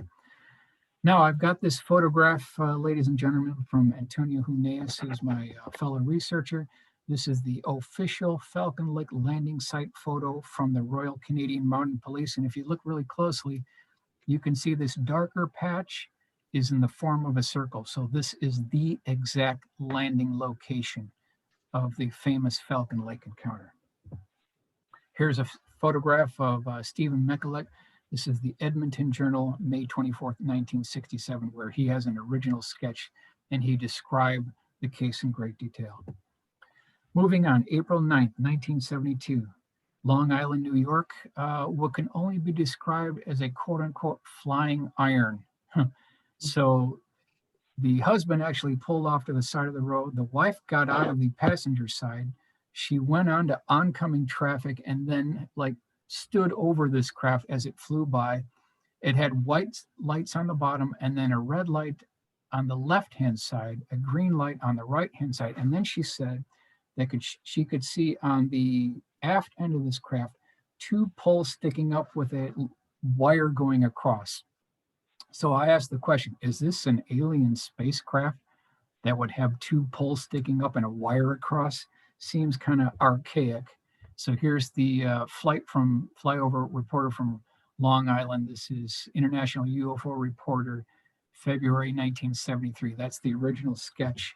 And then I've got the actual eyewitness sketch reproduced here so you can see what they actually saw. And they also did a very lengthy audio tape interview that's about an hour in length. I've got the transcript of that, and they both were interviewed and described the same craft. So interesting case. Also want to talk about what are termed the auto binder reports that were published between 1965 and 1969. This was kind of a weekly column where people would send in the reports from all around the world. There were a lot of historical cases that were seen there. Otto Binder wrote the text, and then he had an artist put together these sketches. So I want to just review some of these sketches here because they do have a historical precedent here. October 12, 1796, on Columbus Day over 170 years ago, Canadian observers reported an astonishing fleet of airships, UFOs, with portholes and visible occupants sailing over the Bay of Fundy from the Pacific Stars and Stripes. So here you've got 1796. So this predates the Foo Fighters. This predates the June 24th, 1947 Kenneth Arnold sighting. This predates the December 17th, 1903 flight at Kitty Hawk. And this predates the 1897 mystery airship wave. 1796. Who is flying these craft in 1796 that are piloted and are intelligently controlled in 1796? Here's the full color running of what that looks like by Tom Bogan. So what we've done is we try to make these old obscure cases that were published 50 years ago.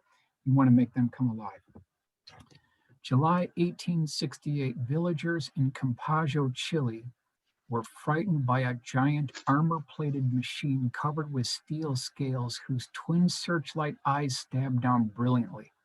So let's take a look at this here. So you've got this quote-unquote armor-plated machine. So if it's really armor-plated, made out of steel, we're looking at something that's 150 to 200 tons. So right off the bat, you're not talking lighter than aircraft here, if it was truly iron-plated. And then it had these searchlight eyes that came down. So that's the same beaming spotlights that we've heard on the 1897 mystery airship wave, but that predates it because it's 1868. So even before the mystery airship wave, we've got this thing flying around. Here's a full color rendering of what this might have looked like when it was flying over Chile back in 1868. September 4th, 1967. This is another case from the CUFOS archives, 2457 West Peterson Avenue. Now, these two were brothers. They had a very, very close encounter with this craft. They were setting up stereo equipment on the top of their apartment complex when this thing flew literally 10 feet above their heads. That's what the report said, 10 feet above. So they got a very close sighting. Here's what it looked like as it was flying by. And I kind of reproduce what he said here, quote, this craft was gliding on an oil pathway in the sky. It was not flying. It was gliding like an oil pathway in the sky. So these things, they do not fly, quote unquote, on the principles of the Bernoulli theory. They don't use aerodynamics for flight. They're using another propulsion system altogether. Here's his original sketch from the MUFON report. Well, actually from the CUFOS archive, dated April 14th, 1971. So the guy did a really good job describing what this looked like in his report. Very well done sketch as well. This is my AutoCAD rendering of what that looked like. So we'll move on to the Father Gill sighting, June 26, 1959, Papua New Guinea. This is the case where Father Gill and at least 24 natives saw a 35-foot diameter dish-shaped craft. It looked like a two-tiered wedding cake. Lower diameter is 35 feet in diameter. The upper deck of this wedding cake was 20 feet in diameter. And Father Gill reported that there were 4 what are described as just men on the top of this craft. 2 were forward on the forward section of the craft. The other 2 were further back. They were harder to see, and they looked like they were setting up something or quote unquote repairing something. At this point, Father Gill, he actually raised his hand above his head and was waving to this guy on the top, and this, whatever this being was, he waved back. And in some cases where this case is described, it's called the wave back case. It's that famous. There are newspaper clippings all around the world. Later in 1974, Father Gill visited the home of Jalen Hynek. His son Paul Hynek was there, and they had dinner. And Father Gill laid out the entire case. He wasn't seeking fame or fortune, but he was very honest about it. And when Paul told me that he had dinner with the father who described the case, it made it that much more real. So we went ahead and did an enlargement here. You can see these beings setting up some type of equipment, and then the one in the foreground waving back. And then there was a light blue or white colored being that shot off at a 45-degree angle on this craft itself. Now, I interviewed a gentleman who used to work at O'Hare Airport. This is what's called the Ozark Hangar location, Chicago O'Hare, April, May 9, 2001. Now, this is before the 2006 famous O'Hare sighting. There were at least 3 other witnesses that saw this, so there were 4 eyewitnesses. What they saw early in the morning is a dish-shaped craft that flew right by this Ozark hangar. It was early in the morning. It had rained the night before, so the tarmac was still wet. But he described this craft that had kind of a bubble canopy up front. There were 12 elongated window sections. There was kind of a circular porthole on top. And then on the aft of this craft, which was circular, it looks more cigar in this view, but it was actually circular. He said that there were these octopus tentacles that were moving around like they were alive. And then there was a 12-inch highly polished ball at the end of these tentacles that were moving. Now, this is from the actual eyewitness. Here's his original sketch at O'Hare Airport. And you can see these quote unquote antennas or octopus tentacles sticking out of the back here. Now, we've since updated the drawing. This is an updated drawing here. Here you can see these antennas. And then there was a small protrusion at the bottom back of this craft as well. Now, this thing flew over this hangar. It flew right by an active runway. And then within 15 seconds of passing an active runway, there was this low frequency roaring noise. And that was a 747 on takeoff roll. So within 15 seconds, there could have been a mid-air collision, killing maybe 300 to 400 people. But this thing flew by just in time. It missed the 747, but could have been a mid-air collision. Okay, so I want to move on to March 23rd, 1966, Temple, Oklahoma. This is my famous, my favorite case of all the Blue Book cases. This is my absolute favorite case. So I want to point out, ladies and gentlemen, this is an actual U.S. government case. It's in the Blue Book files. It's actually there. You can look it on the microfilm. It's online as well, so it's an official case. This involves Eddie Laxton, who was an electronic technician at Shepherd Air Force Base. It's about 5:30 in the morning, so he's driving down the road and he notices something blocking the road, kind of like perpendicular to the road. It looked like a bowling pin or like a juggler's pin, or even it was described as looking like a perch or a fish. Approximately 75 feet in length, there was about a 6-foot diameter bubble transparent canopy that looked like it came from a B-26. It was a kind of a brushed aluminum color. It had these 4 beaming spotlights that were very polished, and they were looking forward. On the upper deck of this craft, there was a stinger or spire that came back that terminated in a ball. It looks identical to the electrical trolley cars that used to operate in San Francisco. That's what this spire looked like. Now, at the bottom of this craft, there was an air stair hatch, and then there was what he described as like a 6'2" man. He was not an alien, he was a man. He was wearing 2-piece green fatigues. He had a baseball bat with the bill turned up. He was flashing a flashlight on the bottom of this craft like he was inspecting something. Just aft of this door, there was another one of these lighted portholes that was divided into 4 equal pie segments. There was flight controls that were too small to be effective for actual aerodynamic flying.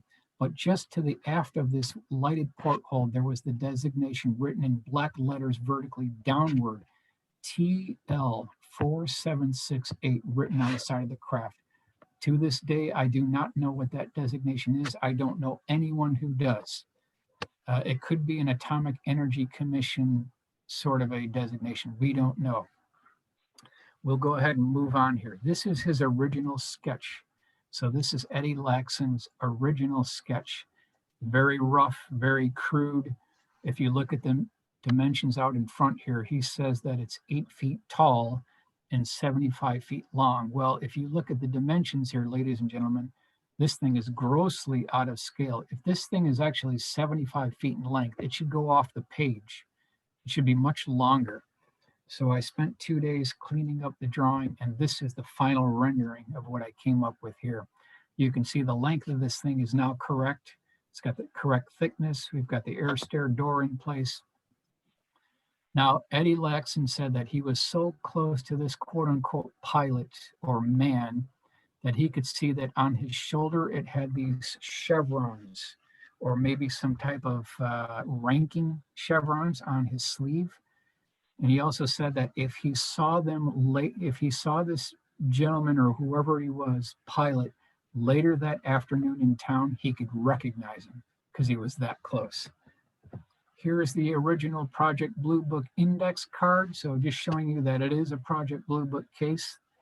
Now you can see it says here 40-second duration. It was southeast departure, March 23rd, 1966. Interestingly, truck drivers also saw this as well. So it's more than just Eddie Laxon. Here's a newspaper clipping, the Daily Oklahoman, March 1st, 1971. They kind of interviewed Eddie Laxon here. And you can see the top of this newspaper clipping heading is "Object Sighting Now Rude," because he regretted ever even talking about this. And that's something that's reported again and again, where these witnesses who are interviewed and they actually come forward after the interview, they're so harassed, they regret ever even talking about it. That actually lends credibility to the case. November 2nd, 1967, Rary, Idaho, 6 feet in diameter craft. Now, this has got to be the oddest. Hey, Michael, hold on 1 second. We got a couple of people with open mics, Babette and Matt. If you could mute your microphone. And also, Michael, you have, if you check on participants, you have the ability to mute other people's microphones. I have the ability to mute. Oh, okay. Yeah, because you're now the host. Ooh, okay. So okay, Babette closed hers, so it's just Matt with his open. Everybody else is closed. So sorry to bother you. No problem. I'll just continue, and I guess we'll close other mics, but that's fine. I don't want to tell people what to do, but we'll continue on here. November 2nd, 1967, Rary, Idaho. Personally, I think this is the weirdest case in ufology. The only reason I bring it up is because it's got a very large report to go with it. It's got the flight path and it's got the sketch of where this took place. So when you put this all together, I felt it was qualified to bring it up. Although personally, I think it's an unbelievable case. It could be true. So these two men are driving down the road. They see this dish-shaped craft go right above the hood of the car and like stays with them for a quarter mile.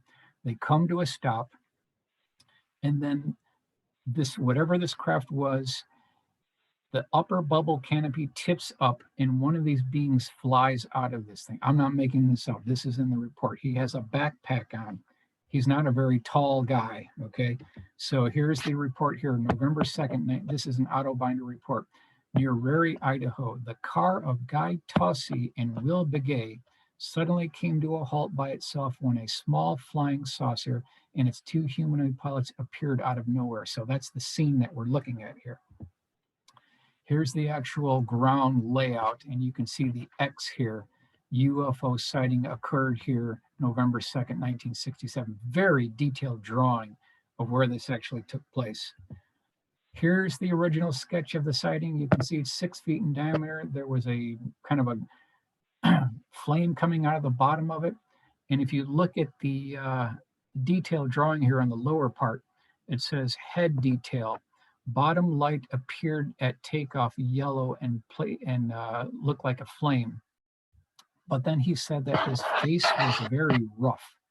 It almost looked like hamburger meat. It sounds weird, but that's what this case talks about.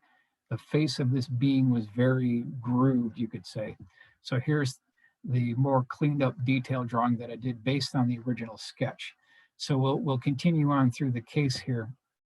So here you can see the being flying out of this bubble canopy dome. He goes over to the driver's car door. He opens up the driver door. I'm not making this up. He gets behind the wheel and starts driving the car another quarter mile down the road. It comes to a halt, and then he makes these bird chirping noises that these guys can't understand. The guy who is in the passenger side is completely panicking. He jumps out of the car. The other guy is still there. And here's what it looked like as this thing is driving the car. I mean, this is just too crazy, but it's in ufology now. It's become legendary. About 3 minutes later, both guys are found later. They're both hysterical. Whatever this thing was, exits the car door, goes back up inside the bubble canopy. The bubble canopy closes, and then this thing flies away with the other being as well. So you've got these two beings that flew away. They were interviewed later, and there's at least a 5-page report interview discussing the entire case. So this is the Rary, Idaho case with this being driving this vehicle. Sounds crazy, but it's part of ufology. So I can't make this stuff up. I'm just reporting. July 9th, 1995, Gravos Mills, Missouri. There were about 4 college students that saw this craft. It kind of looked like a thimble with a saucer on top and one at the bottom. And it had these beams of light with these shafts or balls of light going up and down in between these beings. And then in the background, there was a triangular shaped craft associated with this craft. So this is back in 1995. Moving on to the Michelin Man cases. Now, no discussion about UFOs is complete, ladies and gentlemen, unless we cover these Michelin Man cases. They're not fake. They're not made up. They're all around the world. They've been seen by dozens of eyewitnesses. So this is July 31st, 1968, Reunion Island in the Indian Ocean. Michelin Man case. This craft was about 16 feet across. It was a, you could call it an egg-shaped craft with a translucent blue forward and aft section. And then there was this glass or gray pedestal on the bottom, which formed the base. And then a mirror image of that exact base section was on the top as well. So as this gentleman is coming across to pick some green grass and some plants for his rabbits, he sees this craft. He sees these two beings that look just like the Michelin Men. The Michelin Man on the left, when he sees that he's being looked at by the eyewitness, he looks at the one on the right, and then there's this brilliant light, and the craft disappears. 2 weeks later, when investigators get to the area of where this took place, there was residual radioactive effects on the soil. So it's a CE2 because it had physical effects, and it's a CE3 because there were entities involved. Here's the original sketch from the report. So you can see this egg-shaped craft with a base on top, base on bottom with the Michelin Men. Now we'll move on to the second case. March 14th, 1976, Lyra, Spain. This involves two primary eyewitnesses that had just attended their son's graduating naval ceremony. So they're getting out of this ceremony, they're driving home, it's getting later in the evening, and the wife sees what she describes in the report. It's in the report.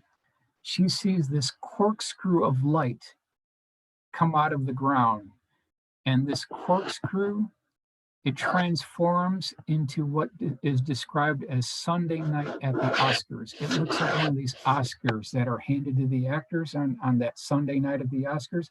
Looks just like that. Also, it looked like this, again, the Michelin Man, or this guy who was wearing a rubber black colored diving suit with ribs on it. That's what this is described as. We keep hearing these reports of these diving suits with ribs that look like the Michelin Man. As they pass by, the lights on their car flicker. So it's a CE2 case, it's a CE3 case because there's some entity involved. And then as they drive by, the report said that the wife turned around, looked outside the rear window, and saw this thing kind of like looking back at her. Just a very eerie encounter. Here's the actual map of where it took place, and you can see the location of where the sighting actually took place. There's the site there with the arrow, and then this is the original sketch of what this being looked like. So this is the number 2 Michelin Man case. Now, going to the Gray Barker collection in Clarksburg, West Virginia, I dug up, ladies and gentlemen, a 3rd Michelin Man case. Here's what the other eyewitness said, Don Vincente Correll. It was not of this world, but of another. That's the way he described it. All right, so this is December 12th, 1977. This is in France. It was 22 feet across. A young school children, what she actually saw looking outside the kitchen window, because they had the blinds turned across there, she saw this egg-shaped craft. It was red in color. And this being, which is described here, Michelin type being, he was wearing a one-piece tight-fitting flight suit that had ribs on it. And then there was this square-shaped helmet he was wearing with a cutout window so he could look outside. And he emerged from this red-colored egg-shaped craft. There were no windows, there were no portholes, there were no seams, no hatches. He just emerged from it. And you can see on this bottom map, shows you the locations of where this thing actually landed. After about 5 minutes, he re-emerged into the egg-shaped craft, and then this thing flew away at a very low rate of speed. So this is back in 1977, the 3rd Michelin Man encounter. I want to talk about USOs, unidentified submerged objects. It's kind of like the forgotten facet of ufology. It's not even talked about in ufology. I don't know why. It's just so odd. The government-sponsored 1969 Condon report that cost American taxpayers $600,000, ladies and gentlemen, failed to report even one USO encounter. And according to Jacques Vallée, 1,517 foreign non-American cases categorized by Jacques Vallée, 50% were at sea. So even Jacques Vallée knows that they missed out on 50% of the entire phenomenon. I just find that incredible. How can they even produce this report and not even include 50% of the whole phenomenon? It's just a mystery, just unbelievable. Sometimes you got to go to Canada and outside the country to get these reports. So this is Canadian report. They talked about USO encounters. We've got a report. This is the USS Wasp that was involved in a 1963 off the coast of Puerto Rico. This is a training exercise. And they had 2 submarines. There were a number of other ships were on the scene during this training exercise. And these subs tracked a USO going 150 knots at a depth of 27,000 feet. This is back in 1963. Who had the technology to do this in 1963, to be at that depth and that rate of speed? We've also got reports from Preston Dennett, June 14th, 1992, over Catalina Island, where hundreds of these dish-shaped craft were seen just below the surface. and then they popped up and flew into the atmosphere. This is back in 1992. This is what it looked like when they flew overhead. Multiple dish-shaped craft, multiple sightings, and Catalina Island has a history of these sightings. Here's another one, February 7th, 1989, Catalina Island. Multiple eyewitnesses saw this craft kind of like float just on the surface here, and then off the back of this craft, these dish-shaped craft flew away, and then within 60 seconds of these things departing, this thing submerged. So you've got those reports. August 4th, 1967, Venezuela. Witness observed a boiling circle, and then all of a sudden this globe emerges with water falling off the sides of it. And this is back in 1867. The craft was 18 feet in diameter. So we've got his report. And these are kind of like all within the jurisdiction of the Ivan T. Sanderson USO reports, which is just fascinating. I challenge anyone who might be skeptical about these USO reports that if you read that book with an open mind, you will absolutely walk away, because these are naval reports, US naval reports of these USOs coming out of the ocean. This is definitely going on. You cannot read that book and not be affected if you look at it objectively here. USS FDR, October 2nd, 1963, west of Italy. Now, this is a case where the initial contact was 600 miles from the ship at 80,000 feet altitude. Then, whatever this thing was, approached this ship at a range of 10 miles at 5,000 feet. At that point, they scrambled fighters to go look at this thing. And then it made these incredibly sharp turns and was clocked at going 4,000 miles an hour. This is back in 1963. We were flying like F-4 Phantoms type aircraft at the time, and this thing is going 4,000 miles an hour. There's nothing we had, allegedly at that time, that could match the speed and flight characteristics of this craft back in 1963. It came from beneath the sea. This is interesting. A scientist aboard the icebreaker in Admiralty Bay, Antarctic, was shocked out of his senses when he saw a strange craft shoot up out of the sea through more than 37 feet of ice. And so I commissioned an artist here. This is second version here. 1955, Antarctic, Operation Deep Freeze, Admiralty Bay, USCGC East Wind. USO broke through 37 feet of solid ice and flew away. So I asked the question to all of you and anyone who might be listening, who had the technology back in 1955 to fly a craft that flew or swam through the ocean, burst through 37 feet of solid ice, and then went off into space? Who had that technology in 1955? Here's the rendering of what this craft actually looked like as it was flying away. And the report says that these huge chunks of ice flew up into the air and then slammed back down on the ice, and it made this boiling ring circle where this thing carved a circle as it flew away. So if you look at our fast attack submarines, we can also break through solid ice too, right, ladies and gentlemen? But only 37 inches, not 37 feet, 37 inches. Who had this technology to do that so long ago, to go through 37 feet? That's the question I want to know. Now, there were also reports of these USOs, these bullet-shaped 150 to 200 foot long bullet-shaped USOs emerging from the ocean right in the vicinity of these Soviet Typhoon class boomer submarines. This is all early Reagan administration, 82, 83 timeframe. This actually went on. Invisible Residence by Ivan T. Sanderson. This is the cover of the book. I highly recommend this book. Just it belongs in anybody interested in this subject. It belongs on your bookshelf, no question. Couple other Autobinder reports here. April 19th, 1959, near Japan, aboard a fishing boat, the amazed crew spotted two saucers diving into the ocean at terrific speed, yet no wreckage was ever found, as if the UFOs had deliberately submerged for an underwater trip. Here's our full color rendering of what this looked like. So it appears, folks, that whatever these things are, they can travel through almost any medium they want with no problem. There's no sonic boom. They can go from the air to the sea, and it's no problem for them. and they've been tracked going like 150 knots under the water. In these early 1950 timeframes, they're doing this.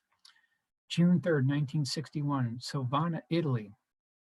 Giacomo Barro and his companions felt waves rocking their motorboat, then saw a huge UFO rise up out of the sea and sail off through the sky as if equally at home in the ocean or in the air. And we'll switch to the full color rendering. That's what this may have looked like. This is back in 1961. This is going on. It's talked about in the Ivan T. Sanderson reports. U.S. Navy reports talk about this. 1882, near Ascension Isle, a British steamer came upon a gigantic UFO floating in the ocean, at least 800 feet long or nearly as big as the Queen Elizabeth, which slowly sank beneath the waves and vanished from sight. This is back in 1882. This is going on. What is actually happening here? Here's our full color rendering of what this actually looked like. This is bigger than an ocean liner here. Something needs to be considered. We need to find out what's going on or what's living beneath our oceans here. I'm sure the U.S. Navy has at least an idea here. July 30th, 1909. This is just right after the Kitty Hawk flight of 1903. July 30th, 1909, Wakaika Valley, New Zealand. Men aboard a dredge reported a boat-shaped UFO that circled all around with two human-like figures inside. Back in 1909, this is being reported. Who's flying these things? They're definitely intelligently controlled back in 1909. Who is flying these things? 1833, November 13th, a crowd on both the American side and Canadian sides saw a peculiar square-shaped UFO hover over Niagara Falls for an hour, after which it sped away toward the ocean. This is in 1833. What is going on here? Are they interdimensional? Are they extraterrestrial? Are they a pre-existing high-tech civilization that's been on this planet for thousands of years? Are they all three? I want to know the answer like everybody else, but these cases cannot be denied. I mean, it's case after case. Here you can see our full color rendering of what this looked like. This is back in 1833. May 1967, Mr. X, name withheld by request, of Anderson, South Carolina, was fishing on Hartwell Lake and saw an octagonal UFO apparently pumping up water through a metal tube. Mr. X was near enough to cast and strike the object, but nobody came out and it soon shot away into the sky. So these series, I call these the water pumper UFOs. So in this report and drawing, you can see that this fisherman is kind of like casting his line and he hits this craft, which flies away. It's a CE2 because it had effect on the lake. And what I think is interesting is you can see these relief valves pumping up water. That's something that's been reported as well. So again, who's building these things? He got within maybe 100 and 150 feet. So close range sighting of this water pumper UFO back in 1967. Here's our full color rendering of what this may have looked like. I would have loved to have been there to see this and capture this on film. I would love to have been able to actually see this. January 24th, 1968, at Indiana, Pennsylvania, a witness saw a saucer hovering over a pond with two occupants currently repairing their equipment. So here we've got this repairing equipment again. This is the third time we've heard about this. So we've got this case. We've got the Father Gill case. We've got other cases of these beings that are like adjusting instruments as the witnesses are looking at them. Are they fixing something? Are they tuning something? I also want to know what this transparent dome is made of, what the material of the craft is made of, how these guys exit these craft when they're ready to leave. That's something that should be answered as well. Here you can see the transparent dome, and these guys look like they're repairing something here. This is back in 1968. So what did we have in 1968? We got Vietnam time frame. We've got F-4 Phantoms. Whatever these things are, they're flying rings around our aircraft. Little Pudding River, Oregon, 2012. I got this case from David Marler. It did not make it into his book, Triangular UFOs. He gave me this as a courtesy. So this is a triangular shaped craft that has rounded corners. It's 180 feet across. The eyewitness said that this thing hovered about 10 feet over Little Putting River. And what he described is this craft that had this transparent tube that came down that started sucking up water through the tube. Right on the sides of this tube, it started spraying water directly back down. Now, at that point, there were these pipes that came down that looked like safety relief valves, and they were also spraying out water. While all this is going on, there was this red or orange colored light that was going back and forth on this craft that looked just like the light on the Night Industries 2000 Pontiac in the hit TV series Knight Rider. It had that same front light that was going back and forth. There was a blue colored beam shining out from the side of this thing. And then there was these white colored orbs that were circling around that stayed within the vicinity of this craft. Now, while all this is going on, he could hear this kerchunk noise like a washing machine. And then when this thing had finished its cycle, it kind of flew away at a low rate of speed. And I've got the drawing based on his original sketch where you can see these exhaust valves, you can see this pale green beam of light, you can see the direction of the arrows where the water is spraying down. So this is case number 2 of these water pumper UFOs. I want to talk about the 2004 USS Nimitz Tic Tac UFO encounter. This is the aircraft carrier here, the USS Nimitz. We've all heard about this. Report came out in 2017. I want to make the case that this is not the only time that these tic-tac shaped UFOs have been seen. They've been seen a lot longer than that, but it's not talked about. They only talk about this 2004 encounter. I found within the Autobahner reports from Pennsylvania, March 1967, an identical tic-tac that also had these prongs on them. Because if you listen to the eyewitness report, who's the F-18 pilot, Commander Fravor, he talks about how the high definition videotape footage shows these protrusions or prongs coming off the craft. This thing predates it. It's in 1967. It has the same shape and these same prongs coming off it. This is back in 1967. Here's my drawing of what this thing looked like. Now this thing, according to the eyewitness, was fastened by rivets surrounding the outer circumference of this kind of like tic-tac shaped UFO back in 1967. Here's a rendering I did of what this looked like, and you can see these prongs here. Now I want to talk about Gordon Cooper, astronaut Gordon Cooper. Now, if we can't trust our airline pilots and fighter pilots and astronauts when they tell us that they've seen these things, who can we trust? We got to trust somebody, right? Astronaut Gordon Cooper UFO related events. Number 1, wrote a personal letter to the United Nations regarding UFOs in 1978. It's a fact, we know that. Number 2, attempted UFO intercept over West Germany in 1951. Yeah, we know that too. Number 3, he was involved in a UFO landing case at Edwards Air Force Base in 1957. That also happened too. All of this is talked about in his book, Leap of Faith, where he discusses these encounters at great length. So I want to go ahead and fast forward to his first encounter. This is in 1951 at his West Germany Air Base. For 2 consecutive weeks, the meteorologist at his West German Air Base had told the airmen that these fleets of UFOs were flying over the airbase.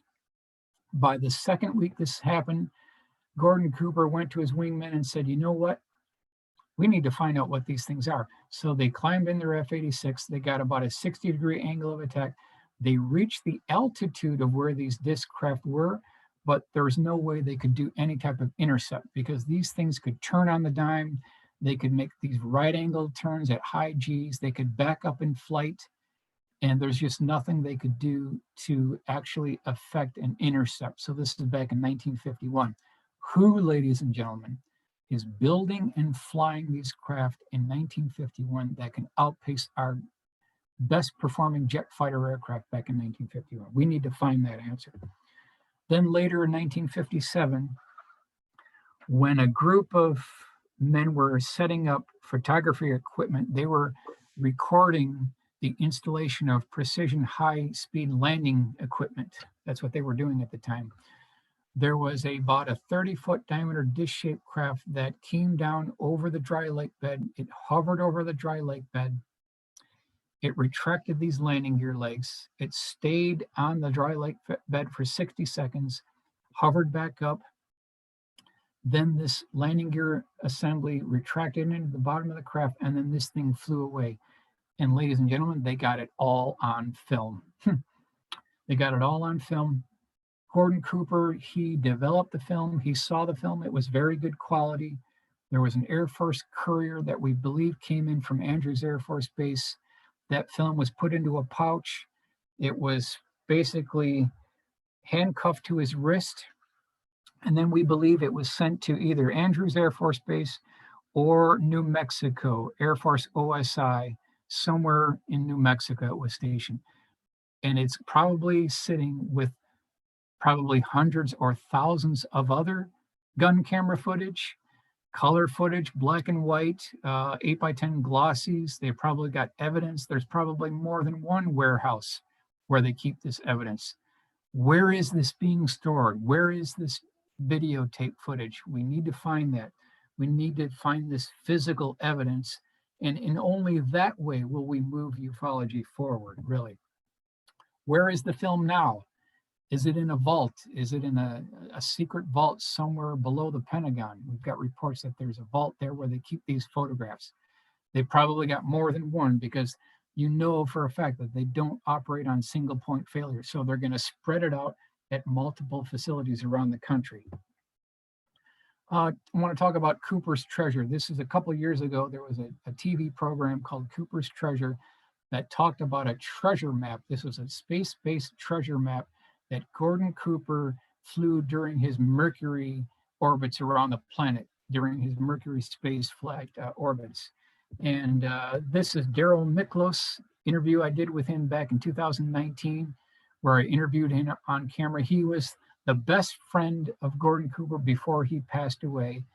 And Gordon told him some shocking things that I kind of want to review here. Following information represents secondhand dead man's testimony from Gordon Cooper, but that doesn't mean it's not true. So I just want to point that out. It's secondhand dead man's testimony.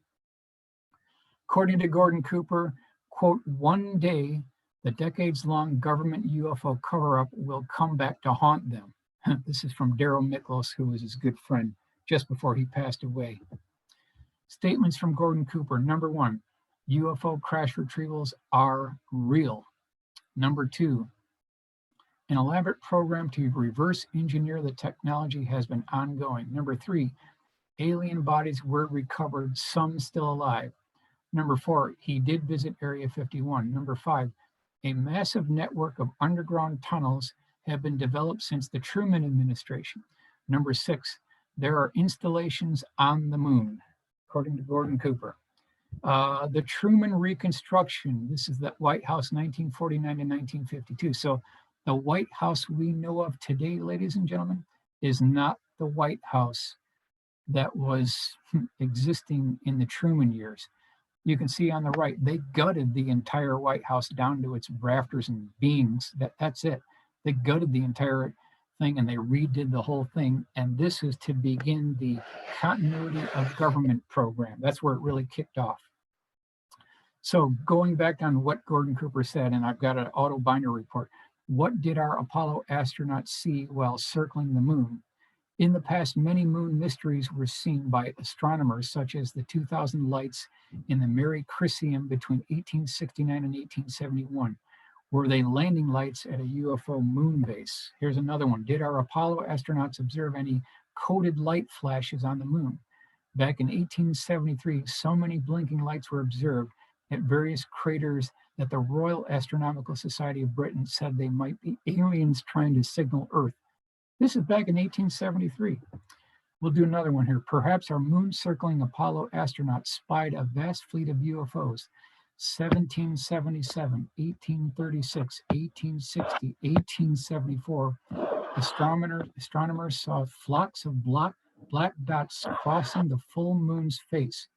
Were they fleets of UFOs going from the lunar flying saucer base to another? In 1836, this is going on. Humans first landed on Mars in 1883. This is from Gordon Cooper. He said we were there in 1883. They didn't use liquid rockets, and it didn't take 9 months to get there.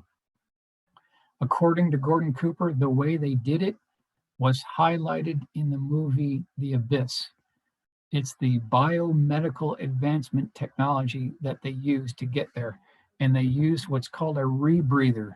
If you've seen the movie The Abyss, this was developed in the 1970s, and Gordon Cooper was a part of it. That's how they made it to Mars. I can't prove it, right? Obviously, I can't prove it, but this is according to Gordon Cooper. He also said that, quote, we are 100 years behind where we should be, technologically speaking, according to Gordon Cooper. We're 100 years behind where we should be. He asked the question, not me, he asked the question, why are we still building square houses by pounding nails into wooden boards? We've been doing this for like 200 years and over. We're still building these houses out of pounding nails into boards. It does sound a little arcane, right? He also talked about the shipping and trucking industry, power generating industry, oil, petroleum industry, that these are dinosaur old technologies. You've got these smoggy smokestacks and all this emissions being emitted. The trucking industry, it's an arcane industry. He also said there is an 85% reduction in efficiency when transferring electricity through power lines. Why can't we transfer power wirelessly, right? If we can transfer a cell signal from one phone to another wirelessly, why can't we do the same with electricity? And then I want to point out that this is not a Tesla. This is a Musk, right? This is developed on Elon Musk. A true Tesla would have no power cord to plug in and would draw electricity from the air wirelessly. That's what Gordon Cooper is talking about. That's what he's talking about. CAT, Center for Advanced Technology, primary goal to develop revolutionary technology that could be integrated into the public sector. So he was part of this Center for Advanced Technology called CAT. And how do you secretly reveal the truth? You hide it in plain sight, according to Gordon Cooper. How did they do it? They did it through EPCOT, Experimental Prototype Community of Tomorrow. That's what EPCOT stands for, and that's how he actually, he was involved in the beginning part of EPCOT. Want to move on to Cape Girardeau, Missouri, this is 1941. We got this from Charlotte Mann. And she claims that in 1941, her grandfather was he was present at a retrieval. This is April 1941, where 3 bodies were recovered. 1 was still alive. The civilians got to the site before the military. Later, the policemen and fire officers got there. 1 was still alive. They reported some of the crash retrieval. There was a hull breach on the craft where some of the interior configurations were seen. There were, you could call it a display screen with buttons and levers and dials. That was identified. There were some burning fire locations in the back section. And then there was some military that finally got there. Now, we did an illustration of what the Reverend William Hoffman saw. He was over one of the bodies, and he got there just about a minute before this thing expired. He later went home that night and described the entire scene, and he never spoke about it again at that point. Now, while all this is going on, there were photographers that were actually taking photographs of this being. So they actually propped him up between themselves and they took a photograph. And this is all from Charlotte Mann, who actually held this photograph in her hand. And this is one of the very original sketches of what this photograph actually looked like. Here is a reconstruction that I put together of this photograph.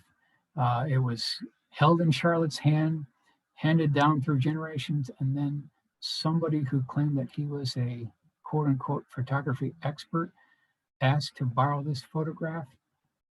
And at that point, the photograph disappeared. So we no longer have this photograph. It disappeared. It'd be great if we can actually get this photograph.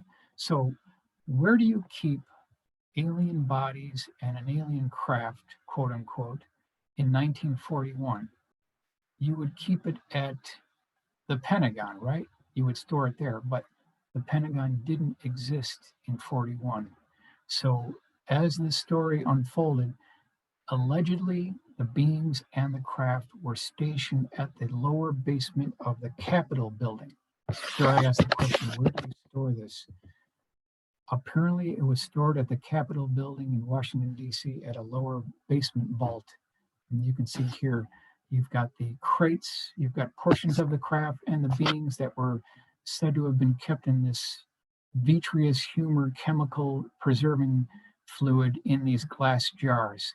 This is according to some of the reports back in 1941.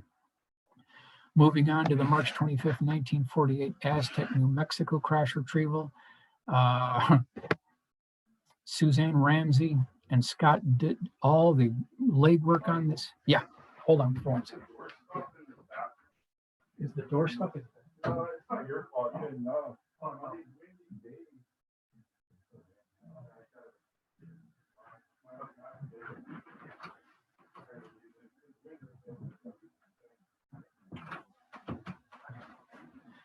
I had to do something here real quick. Okay, so we're at the Aztec, New Mexico crash. This is March 25th, 1948. Here's the location of where the crash actually took place. It's about 12 miles down Hart Canyon Road. And what does the scene actually look like? What are we dealing with here? If this is true, right? How do we prove this? According to Scott and Suzanne Ramsey, the craft was 99.9 feet in diameter. It had 3 decks. There was an upper dome that had these cylindrical or elliptical windows that people could see inside. There was a midsection that had these, you could call it cordoned off or quarantined areas. Then there was a bottom dome at the lower section at this location. Now, people that have gone to the crash site, including Scott and Suzanne Ramsey and other investigators, said that there is a concrete pad, which I reproduced here in this drawing, that was 39 inches by 39 inches by 9 inches thick, that was probably poured by the US military to hoist this craft up and then eventually transport it to Los Alamos. That's what's talked about by Scott and Suzanne Ramsey. Here's what it looked like, ladies and gentlemen. Now, according to Scott and Suzanne Ramsey, since this is like vintage 1948 timeframe, helicopters were very rare at the time. So the US military did one orbit of the scene and departed. And some of the oil field workers who got to the scene before the military said that they didn't know what was stranger. Was it the craft or the helicopter? So you can see they climbed up on the rim of the disc. They walked all the way to the dome. They looked inside the craft itself, and I'm going to show the interior here as we move along. They eventually go back to one of their trucks. They pull off one of these sticks, and they shove this stick through this quarter-size breach in one of these windows, and they start jiggling it around. And for some reason, it's not really described how, but they are able to hit an activating device which pops open the crew compartment door on the bottom of this craft. So somehow they activate a mechanism, they're able to go inside. When they go inside, they find on the upper deck, they find 2 beings slumped over, and one of them is kind of like leaning over a control panel that has these very strange hieroglyphic writing. There's also what looks like a laptop there, but it's not a laptop. And then they also see kind of inscriptions that are being projected on the inside wall of the craft itself. Now, as they go further down through the mid part of this craft, they find 14 additional bodies that are burned. They have this burned brown skin on them. So you've got 14 plus the 2, that's 16 bodies allegedly recovered, according to Scott and Suzanne Ramsey, in this Aztec crash retrieval. Now, at that time, the military arrives on site. They order all the oil field workers out of the whole area completely. They take charge of the scene. They recover the bodies. Now, how do you recover a 100-foot diameter dish-shaped craft? How do you do that? According to Scott and Suzanne Ramsey, they figure out that the entire craft breaks apart into 3 equal pie segments, and it's held together by a pin device. So what they end up doing, ladies and gentlemen, is they divide this craft into 3 equal pie segments. They drag these pie segments over the desert. They put these on waiting lowboy tractor trailers, and they move the entire operation to Los Alamos, where allegedly it's reverse engineered from there. Bodies are probably brought there as well, but that's according to the Scott and Suzanne Ramsey. And here you can see the tractor trailers moving it out.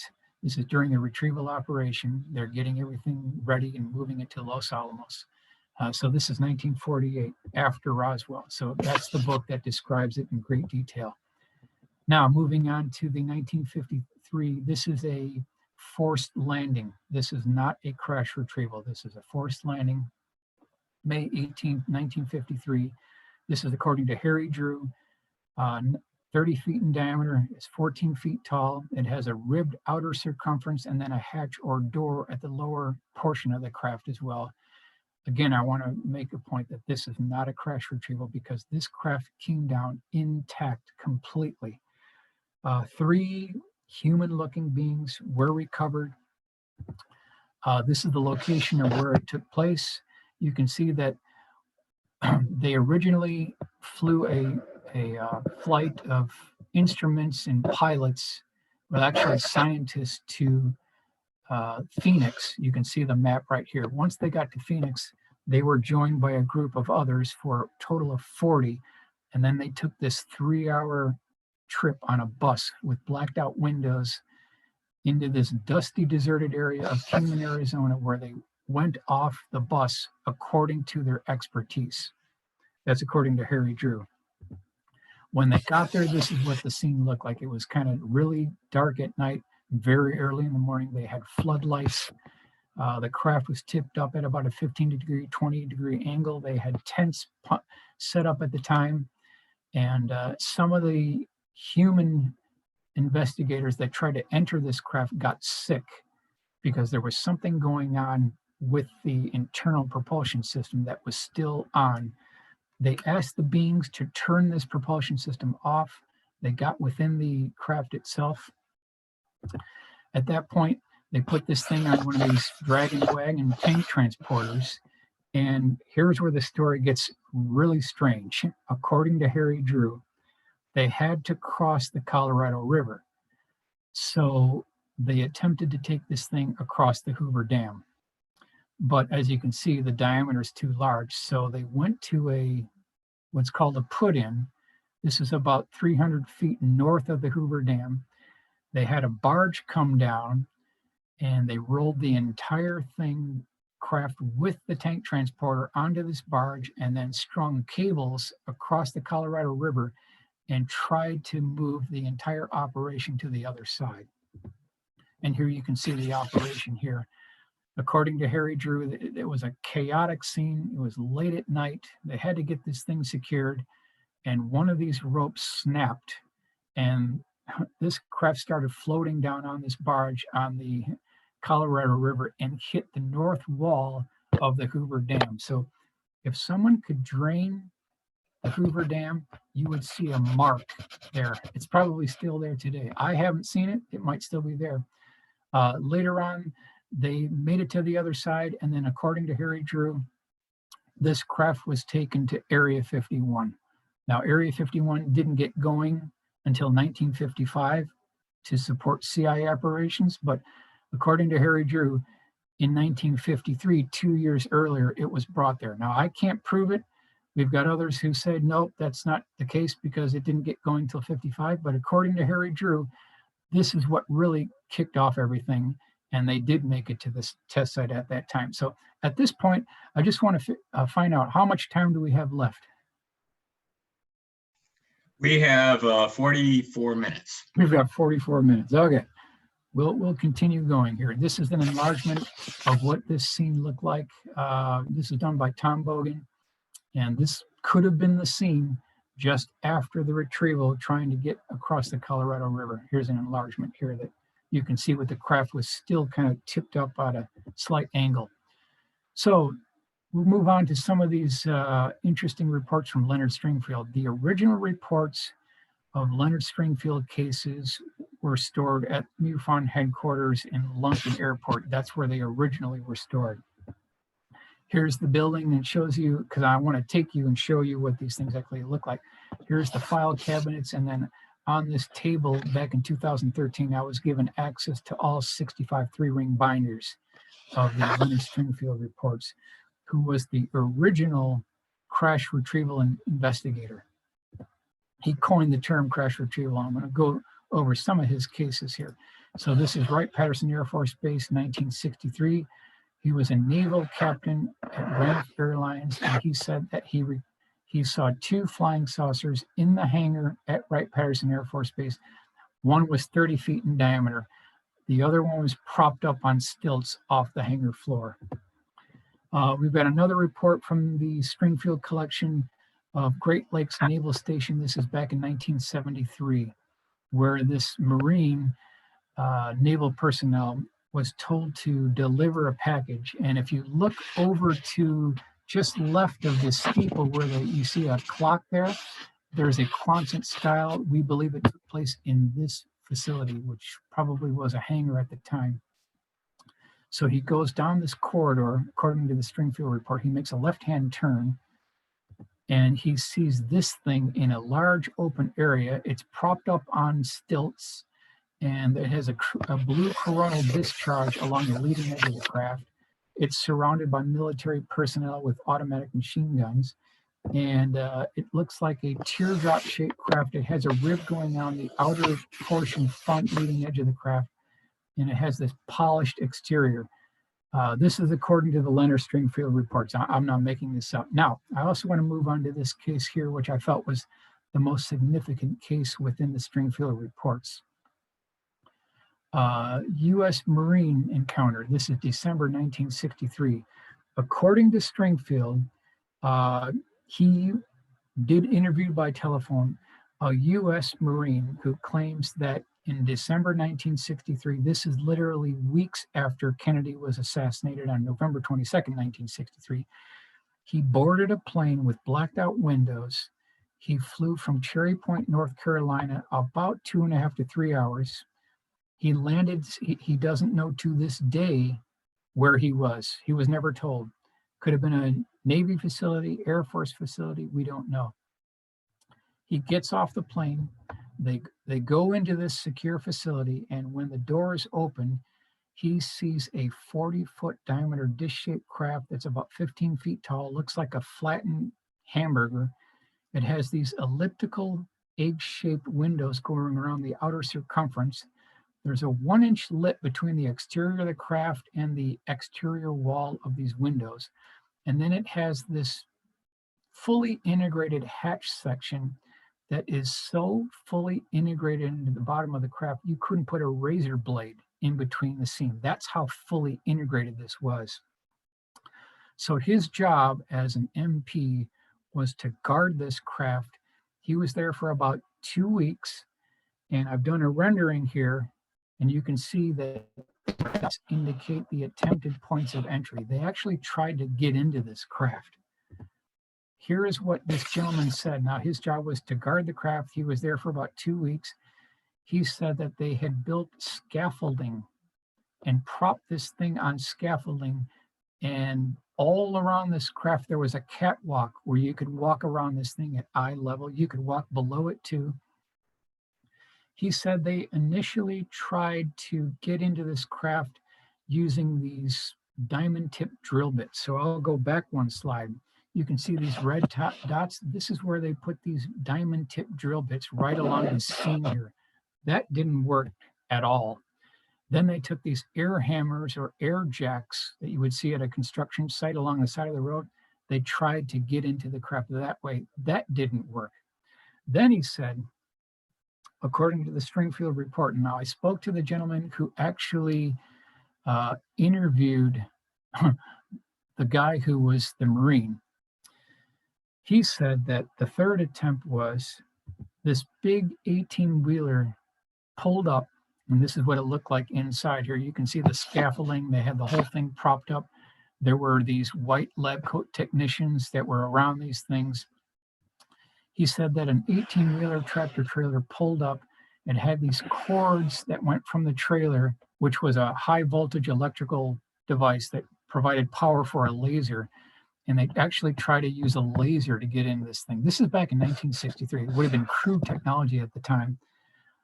The only thing that happened is that the laser made the skin of the craft warm to the touch. That's it. It made no breach at all. Now, the last day he was there, he said that he saw this thing being loaded on a lowboy tractor trailer. They put tarps over the craft, and then they put chains over the tarp, and it was being moved to the next location. So it looks like one way they keep this secret and compartmentalized is none of these craft stay at one location for any length of time. They move these to different locations, and that's how they keep this secret. Now, what evidence do we have of any of this here? Interesting testimony from 4-star Major General Melvin F. McNichol, base commander at Tinker Air Force Base. And he spoke to Charlotte Mann, who I talked about earlier, who talked about the Cape Girardeau 1941 crash retriever. Now, listen to what this general told Charlotte Mann. She said, or first of all, he said, basically Charlotte said, why aren't you telling me anything about UFOs? Because I know you have an interest and we've been friends for a while now. Why haven't you talked to me about anything about UFOs? This general turned to Charlotte Mann and said, Charlotte, if you ever repeat what I'm about to tell you, I'll deny it. It could ruin my career.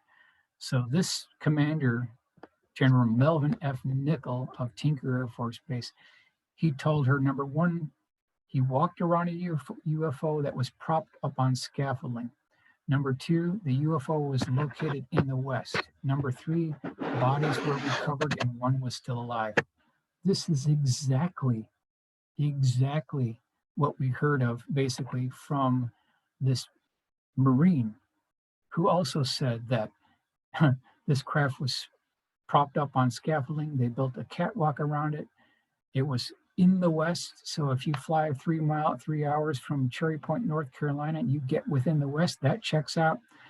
The Marine also talked about that bodies were recovered. One was still alive. That's what the Tinker Air Force Base commander said too. So these people, I'm sure, did not know each other. They confirm each other.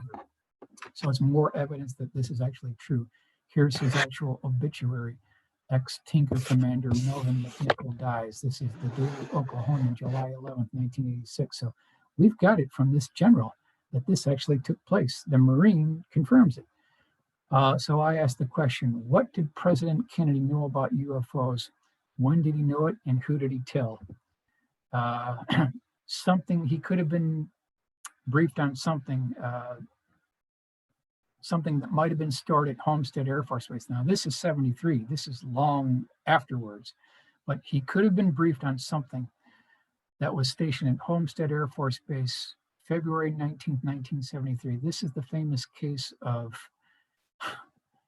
our good friend and actor Jackie Gleason.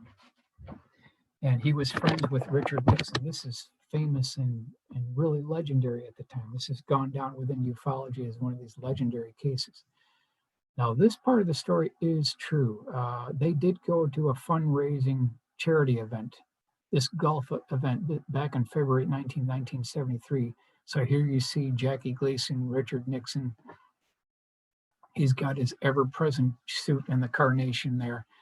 Now, somewhere around the 9th hole, as the story goes, the subject of UFOs came up.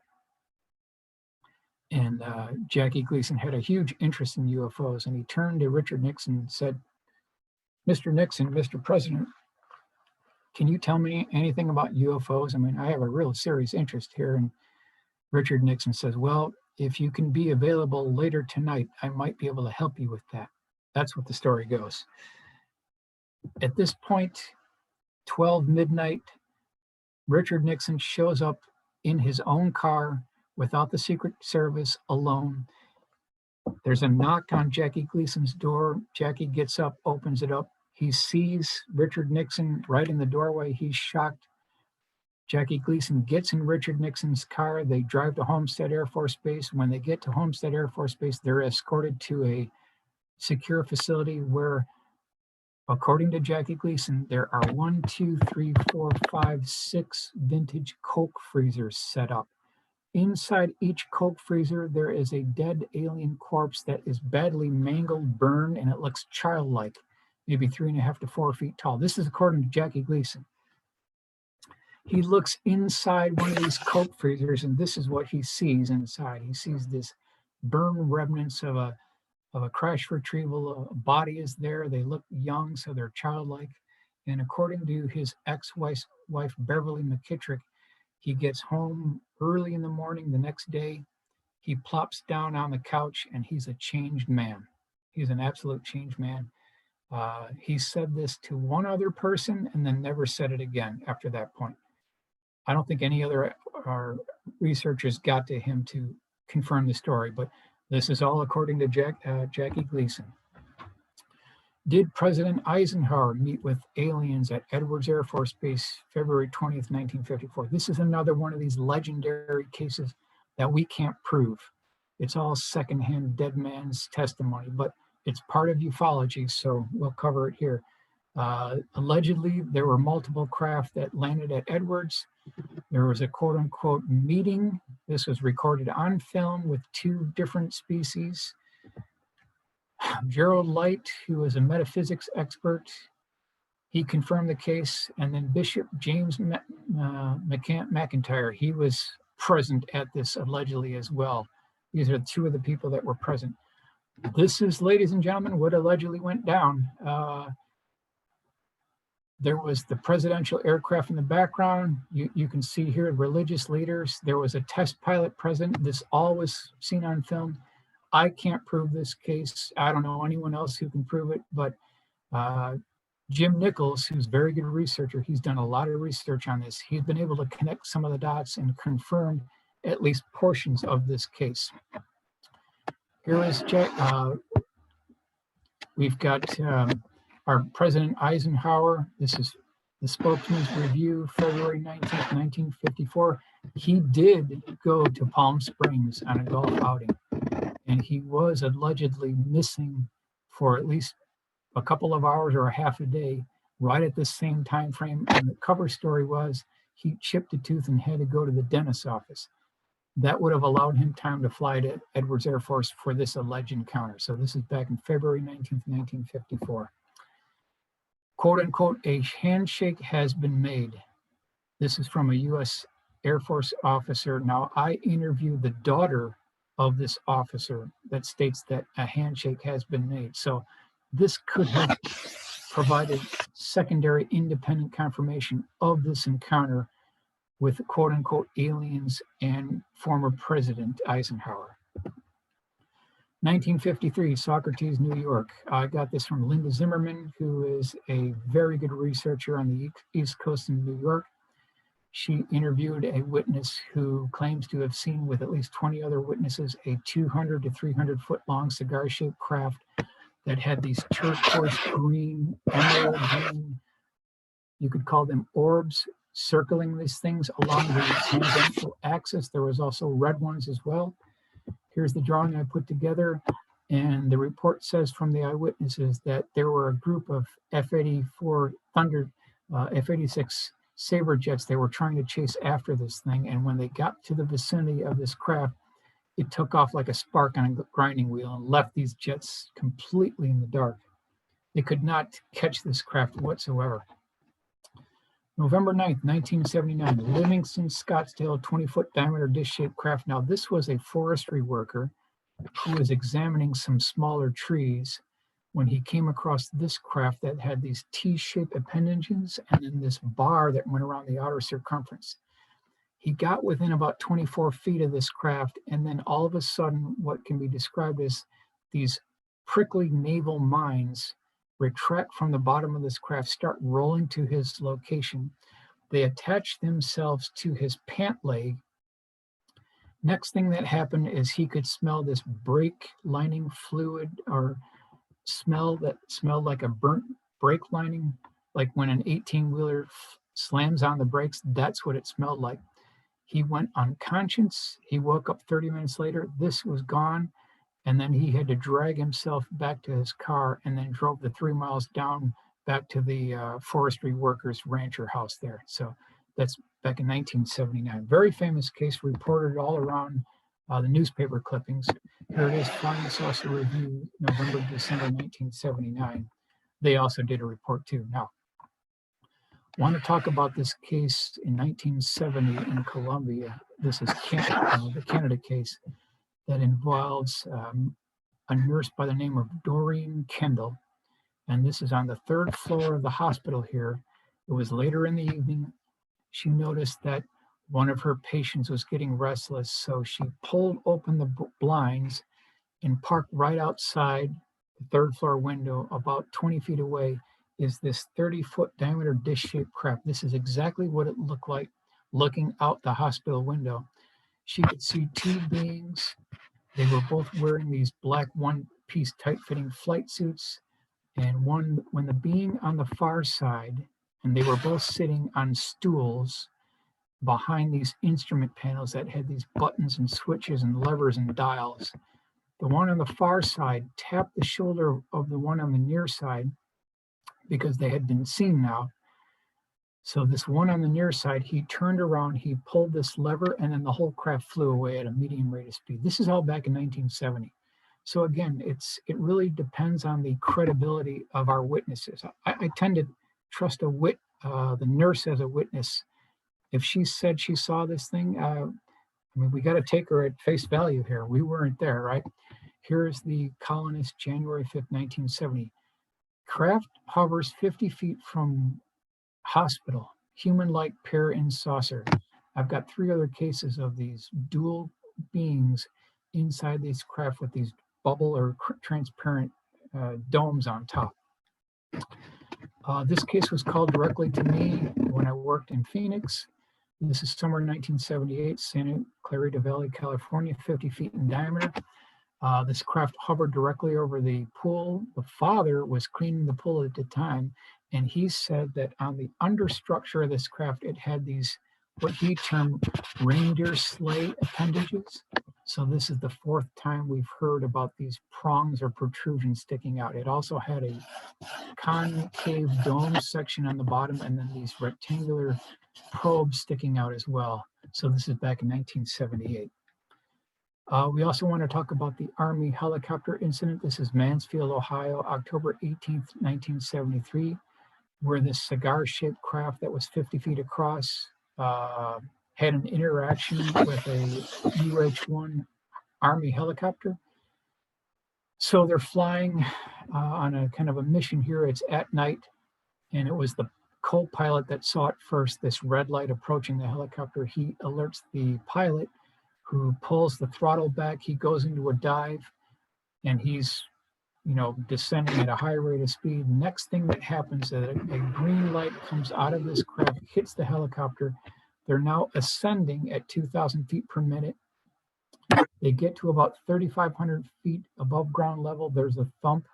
This beam of green light disappears, and then they continue on their way. But the interesting point is there were another 2 other people were in the back of the Huey, and then ground observers saw it as well. So there were at least 6, maybe 8 observers to this. And this is the case that went to the UN, and debunkers could not debunk this case because of the credibility of the eyewitnesses. Here it is in Fate magazine, August 1978. You can see the helicopter, the observers on the ground. Here it is in the Daily Call, October 22nd, 1973. Helicopter crew estimates UFO speed at 600 miles an hour. back in 1973. This thing made no sonic boom. It was approaching the speed of sound. And then we've got Jalen Hynek here. We've got Eric Gary, Jacques Vallée, and then Colonel Coyne back at the UN in 1978. So again, the credibility of the pilot could not be questioned. We'll do a couple of the Autobinder reports. 19th century's most outstanding sighting was in 1874 at Oaxaca, Mexico, where a giant trumpet hovered in the sky, swinging gently for 6 minutes, observed by many stunned people. Back in 1874, this is being reported. Oaxaca, Mexico has a history of UFO sightings. Here's my color rendering of what this might look like, observed for 6 minutes by many of the people that time. October 26, 1966, 5 p.m., as reported by Miss C. Clark of Fort Wayne, Indiana, a strange football hovered over a newspaper plant whose stacking machinery went temporarily out of order as an EM effect, electromagnetic ray, came from the UFO. So here we've got a report in 1966 where it's a CE2 because it had effects on its physical environment where it shut down the newspaper plant back in 1966. Here's our full color rendering of a football-shaped craft. Now this same craft or something very similar was seen during the quote-unquote smog case in Michigan at the same time frame. That was seen as well. A football-shaped craft was identified as well. September 9th, 1968, Dong Ha, Vietnam, a helicopter crew of the U.S. knew it was no Viet Cong craft that made fantastic maneuvers through the sky for 20 minutes, but was a genuine UFO. So even our pilots saw this thing in Vietnam in 68. They saw these UFOs. That's being reported September 28th, September of 1968. December 21st, 1964. This is an interesting case. Fisherville, Virginia, while driving, Horace Burns saw a giant UFO shaped like a beehive with a dome on top measuring 120 feet in diameter and 80 to 90 feet high. He saw it land for a while, then flew away. So we've got this beehive-shaped UFO being reported in 1964. Is there any evidence for this? Here's our full color rendering here of what this craft may have actually looked like. The post-crescent, April 21st, 1968, flying saucers, cigar triangles, even beehives have been reported. So even this article talks about they're confirming that the beehives have been reported. Here is the News Ledger, October 3rd, 2016. So I want to document where I'm getting this information. They have an enlargement. We'll go ahead and do the enlargement, and you can see here what this craft actually looked like. This is 1964. Who's flying 120-foot diameter beehive-shaped UFOs back in 1964? And we'll go to the report here. On December 21st, 1964, Horace Burns drove his 1958 Mercury station wagon east on Route 250 near Fishersville. He saw a huge metallic object fly over from the north. It crossed Route 250 about 1/4 mile west of Woodrow Wilson Rehab Center and landed in a field to his right, just as his car cut off and he drifted to a stop. So right there, it's a CE2 case because it had physical effects. Burns described the object as 120 feet in diameter and 80 to 90 feet tall. It was shaped like a beehive with no visible portholes, wings, or seams. He watched as it rested for 60 to 90 seconds, then rose up, tilted, and flew northeast. Shaken, he restarted his car and drove home. Another point I want to make here is when these craft depart, I've got 12 other cases now, which seems to be a pattern here. Whenever these craft are like powering up and they're departing the vicinity of an eyewitness, they always make these tilting maneuvers, or they make these wobbling maneuvers like a fluttering leaf, and then they stabilize and then they depart at a high rate of speed. This has been happening again and again throughout history of these UFOs departing the vicinity of an eyewitness case.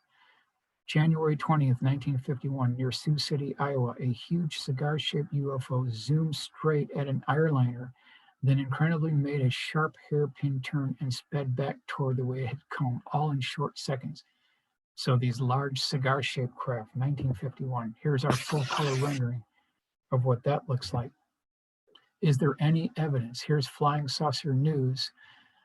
This is summer 1955. They go into detail on a similar case where a 4-engine prop liner had an interaction with a cigar-shaped craft. This is all back in 1955. Who's flying these? Who's building these in 1955?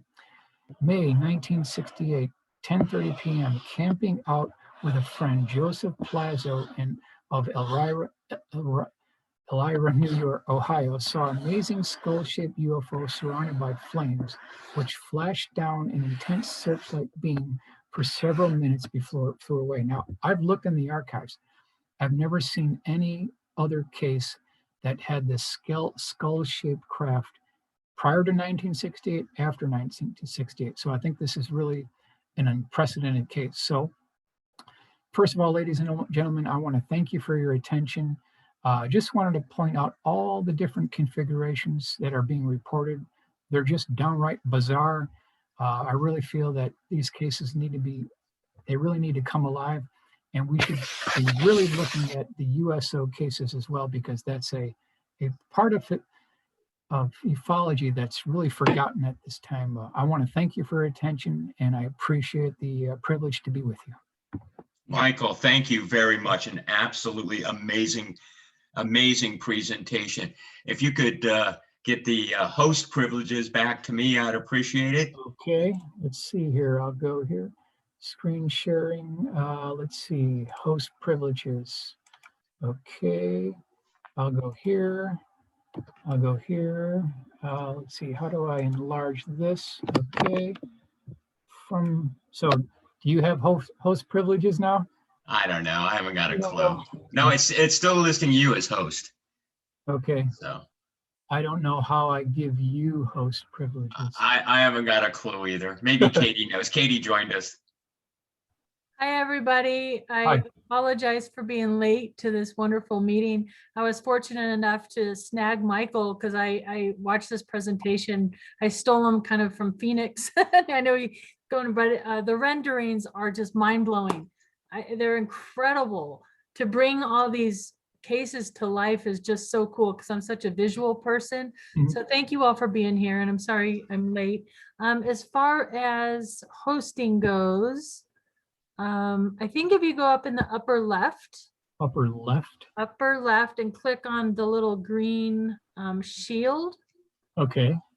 Does it give you an option there to change, or no, there's a little settings button then in the right. Let's see. Button on the right.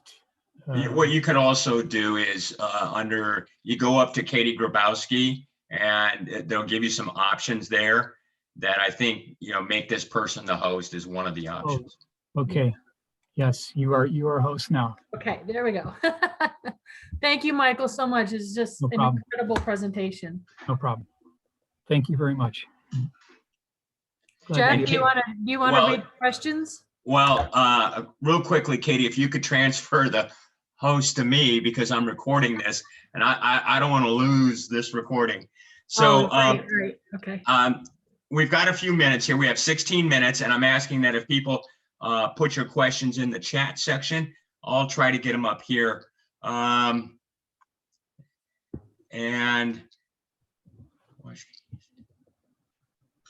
apparently we have so many.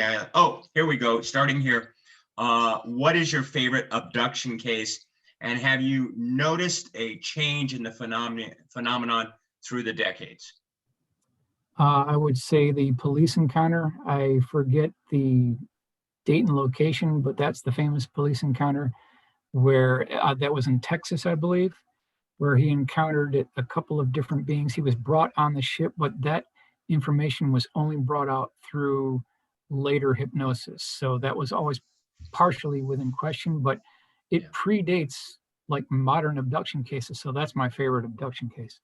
Yeah. Now, are there any known military witnesses who were part of the Aztec, New Mexico 1948 recovery operation? According to Scott and Suzanne Ramsey, they interviewed the last remaining of the oil field workers who described walking on the outer disk of the craft. I don't believe there are any remaining military personnel from 48 who are involved in the crash retrieval. I could be wrong about that, but I'm certain that there's no 519th Bomb Group members left anymore. They're virtually all gone. Yeah, and just a quick note about the Aztec concrete pad. Having worked a lot with concrete, and Yeah. you wouldn't pour a pad to put a crane in. You'd make a phone call, you'd get a dozen railroad ties out there, and that's how you would do that. So the whole concrete pad thing, yeah, there might be something buried underneath it. Concrete's really not good for that. Here's another question. I watched the Kathleen Marden yesterday, and the details about Betty and Barney Hill are amazing. You hear about it all over, but from Kathleen, it makes it it makes it like no other abduction case. Your thoughts on Betty and Barney Hill? The abduction part of this phenomenon is just really not within my area of expertise, so I will relinquish it to the experts. Okay. And a note, you're talking about UFOs, and every now and then someone will mention rivets on it. And I remember a story from the early Gemini and Apollo programs when they were trying to get so many engineers to develop these and to build these parts, and they were using so many subcontractors that these people had experiences that they fell back on. So it was not unusual to look at like the Gemini capsule and to see seam welding, spot welding, and rivets all within a few feet of each other. So that's right. Mm-hmm. Another couple of notes I had here. You mentioned the donuts with the like Peruvian symbol. Yes. Have you ever looked into fractal burning? No, I have not. Okay, Google fractal burning. Okay. It has to do with high voltage and how it, anyway, once you Google it, you'll go down a rabbit hole. Okay, yeah. And oh, by the way, a major general only has 2 stars. Okay. Just a side note. Oh, and there's another thing that I was watching on this the other day about the Ryle School incident in Zimbabwe back in 1996. I understand they're going to make a movie about that or a documentary about that. Yeah. I had a quick question talking about rivets and things on craft. I saw a report on the Lonnie Zamora Socorro, New Mexico case that there was some rumors or some thought that possibly what his experience was like a lunar module or something to do with the space program. Have you heard that? And what is your opinion on that? I've heard that too, but the only problem with that is Lonnie said that craft was hovering silently above him after the exhaust came out of the exhaust nozzle. So it's not a lunar lander, that's for sure. It could be a hybrid system because they were using a different propulsion system. And the fact that it had blue flames coming out of the bottom of it is not indicative of liquid oxygen, liquid hydrogen propulsion system. There's some other propulsion system they're using beyond just liquid rockets. So no, I don't think it was a lunar lander. Okay, good to know. Thank you. Any other questions? Looks very good. That model is like really close. Yep. Anybody, and feel free to unmute your mics too and speak up if you want to say a thanks or a question. We'll have chaos in the room. But I miss talking to you all, and I missed the first part. Jeff, did you kind of announce that we're hopefully going to be back in July? Yep. Yep. That's what we're shooting for, is July. So I kind of stretched a little. I stretched a little bit and said hybrid meeting, because I think the Zoom platform just brings in so many people. More people can make it to the meeting. So absolutely hybrid all the way. It's for those. I mean, I love having people from all over come in, and so it's wonderful, and not everybody can make it out. So absolutely a hybrid moving forward. So any more questions for Michael while we're here? Now's the time. The hybrid would work really well for me, because being out here in Durango area, it's hard for me to get all the way to Denver. Also, I wanted to thank Michael for elaborating more on Roswell, because I did get my A&P license down in Roswell. Wow, And, great. and yeah, that was in, I graduated in 1993, so I was there 91 to 93. And oh yeah, the moment I walked into town, it was nothing but, UFO, UFO, UFO. Right. And that was kind of fun, actually. So it seems like every time I hear about Roswell, there's a little bit more information that comes out, and I really appreciate hearing all of that. Thank you. Absolutely. Now, one thing to note about Roswell, if you make it down to Roswell, there's a museum there. You have to go in. I'm not talking about the UFO museums. Yeah, go that. They're fine. There is, and his name is Goddard. They've recreated Goddard's workshop in that museum, and it's just phenomenal. Really? And when I hear that people talking about people from Operation Paperclip saying, yeah, we stood on other people's shoulders to develop this stuff, they're talking about Goddard. He developed the liquid fuel pump that is the mainstay of modern rocketry. Mhm, mhm. Have to check that out for sure. Oh, it's amazing. You don't hear much about that, but yeah. No, I was down there 4 times before I actually went to that museum, Oh, and I've gone back twice since then. wow.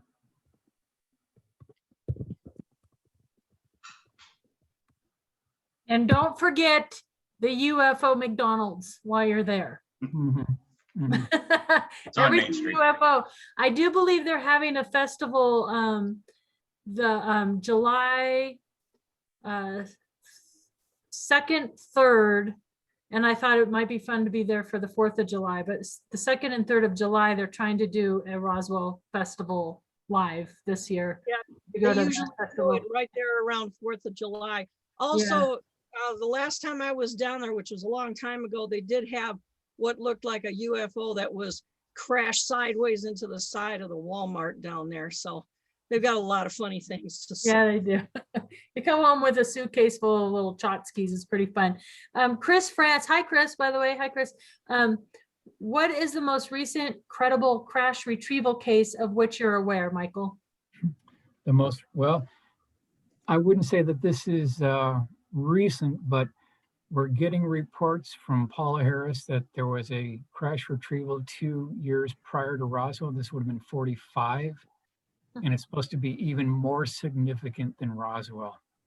Even more significant.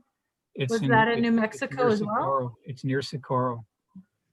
And I don't have a lot of details. I just heard about this from Paul Hynek literally a week ago, but it's starting to get traction now.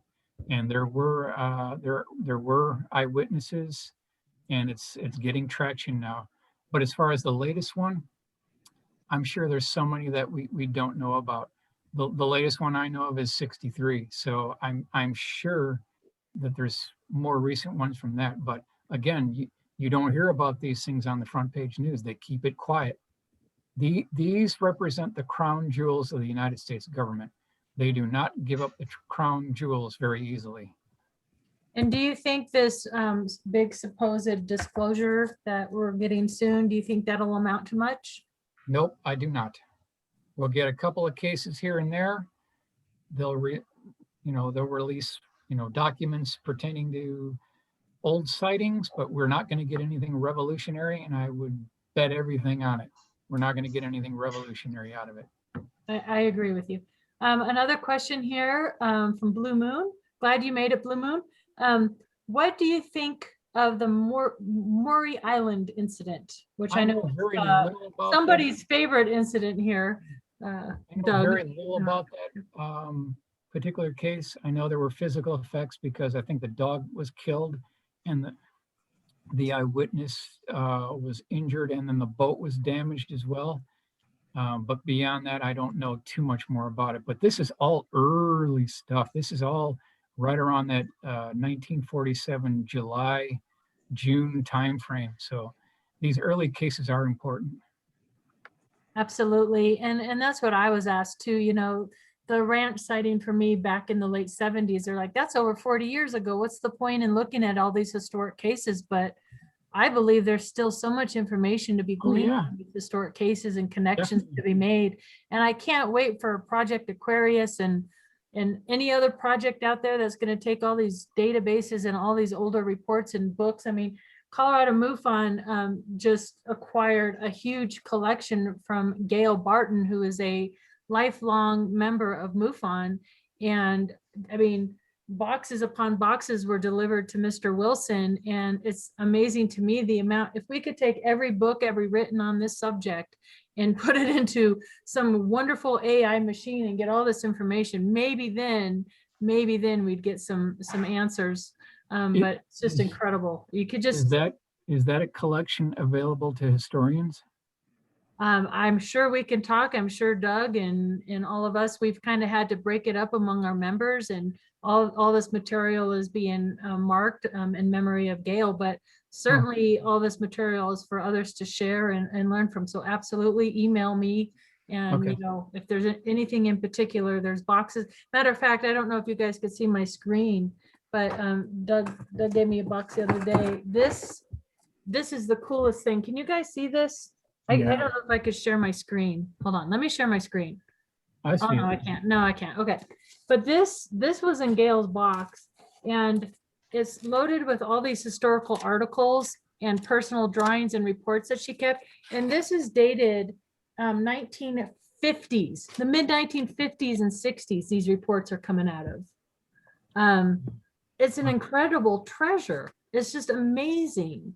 And Gail, she you know, she liked to do little sketches and drawings as well. I don't know if you guys could see. The only bad thing in this is she neglected to put the dates of a lot of these articles, but in her notes, you have the dates of the sightings in her notes. So like this one was 1956. It's just incredible. So yeah, as I go through this, let me know what you're looking for and I'll be happy to share that. Thanks. Yeah, I'm a big believer of sharing information for sure. great. Yeah. Okay. Well, we are just about 4 o'clock on the nose. Jeff, thank you so much for doing such a wonderful job and taking this ship, cruising this ship down the river. Well, thank you for the Zoom From now account. quarterly, you're skipping May and June. Oh, no. We'll have meetings in May and June. Yeah. They'll be online Zoom just like today. Next month we have Dennett, right? Oh, you're meeting in person in July. That's what you meant. Yeah, in person will be a hybrid, in person and on Zoom in July. May is Preston Dennett. Okay, gotcha. Preston Dennett for next month, or July is Preston Dennett. No, next month is. Oh, next month. Okay, that's what I thought. Okay, we don't have a speaker lined up for July, correct? Correct. Okay, because I'm thinking we're gonna have to work on that to get them in live in person again. And I know that speaking of Scott and Suzanne Ramsey, we had them lined up. And airplane tickets bought to come out and speak for us, which they don't do often, by the way, on the Aztec. Then COVID hit. So I'm hoping to get them back live within this year. It would be wonderful to have them back. And we also had Yvonne Smith lined up, and we're hoping to get her back live. So, And also Don Schmidt, we have a ticket for. Oh yeah, and Don Schmidt. So we have some good speakers coming up. So hang in there. Yeah. Yeah. Excellent. Katie, I had a quick response to Barry and also about Aztec. Katie and Doug Wilson and I spent half a day at the site walking around, and that concrete pad is there. And the amount of research the Ramseys put in this is decades of both of their lives, and it is beyond impressive. And Barry, I don't remember them mentioning any military interviews, but they did interview 4 local police officers who were there, 2 pairs from different local cities, because there had been sightings reported for several weeks prior to this. And 2 of the officers were there at the site while the military was there. And the Ramseys tracked down who these guys were and interviewed them. And so I don't know if police officers count, but it's interesting. And I would recommend anybody who had the time and is in Colorado to run down to it's an easy drive to get down to the site in New Mexico. And on Wow. another note, there's the one concrete pad that we have pictures of with the hole in it that's That's right. really thick. But there's another concrete pad below the, I guess what you'd call like the little cliff side, right below where the craft had landed. So it's a little bit of hike. There's a sign. We almost didn't find it and gave up. And the first thing we found was that smaller concrete pad. And we're like, oh, that's it. We almost left, but then we decided to hike back to where the actual plaque is and the actual landing site. They have some cool rock formations there that kind of X marks the spot. But below that cliff, right there where the crash supposedly happened, is a larger concrete slab. Now, I don't think it's as thick, and I don't know if it's connected to the event, but it seems pretty odd. Do you remember that, Paul? Doug and I have pictures of us down there going, look, we've made a new discovery. I'm sure it's not, but it seemed kind of fun at the time. Maybe it is. There's a lot to see. There's a lot to see there, and it's just out there in the open. And you need to get maps to really find out where you're going. And it's remarkable to just go to a site and there it is. And there's everything. You know, this UFO hit the opposite side of this little canyon it's in as part of the crash. And you can see where that took place. You can, the whole place is pretty remarkable. And it's a place you can get to easily from here. Yeah, recommend everybody get in your cars this summer and go down. It's really worth it. So. Good point. Thanks, Paul. Nice to see you, Paul. Nice to see you. All right. Well, Jeff, thank you. Everybody, thank you for 4 o'clock. Hi, Deb in the background. Gosh, I miss all of you so much. Hi, Pat. Thank you, Michael, so much. It's always a pleasure. And it's just, you are chock full of information, just like Barry and Doug, and John Schuessler here. What an honor to have John Schuessler here with us. You guys are just treasure troves of information. I want to download all your brains. Download it. Yay. So, and Pam, hi Pam. So anyway, thank you guys. Enjoy the rest of your weekends and look for the newsletter soon. We'll get that out to everybody and update you on speakers coming and everything else that's going on with Colorado MUFON. I feel a little disconnected and I want to get that connection back reestablished. It's been tough the way things are. So working on that. And Jeff, thank you so much for taking the helm. Great meeting. Awesome. Thank you, Michael. Yep. Take care. All right. Bye-bye. Bye. Thanks. Bye-bye, Barry.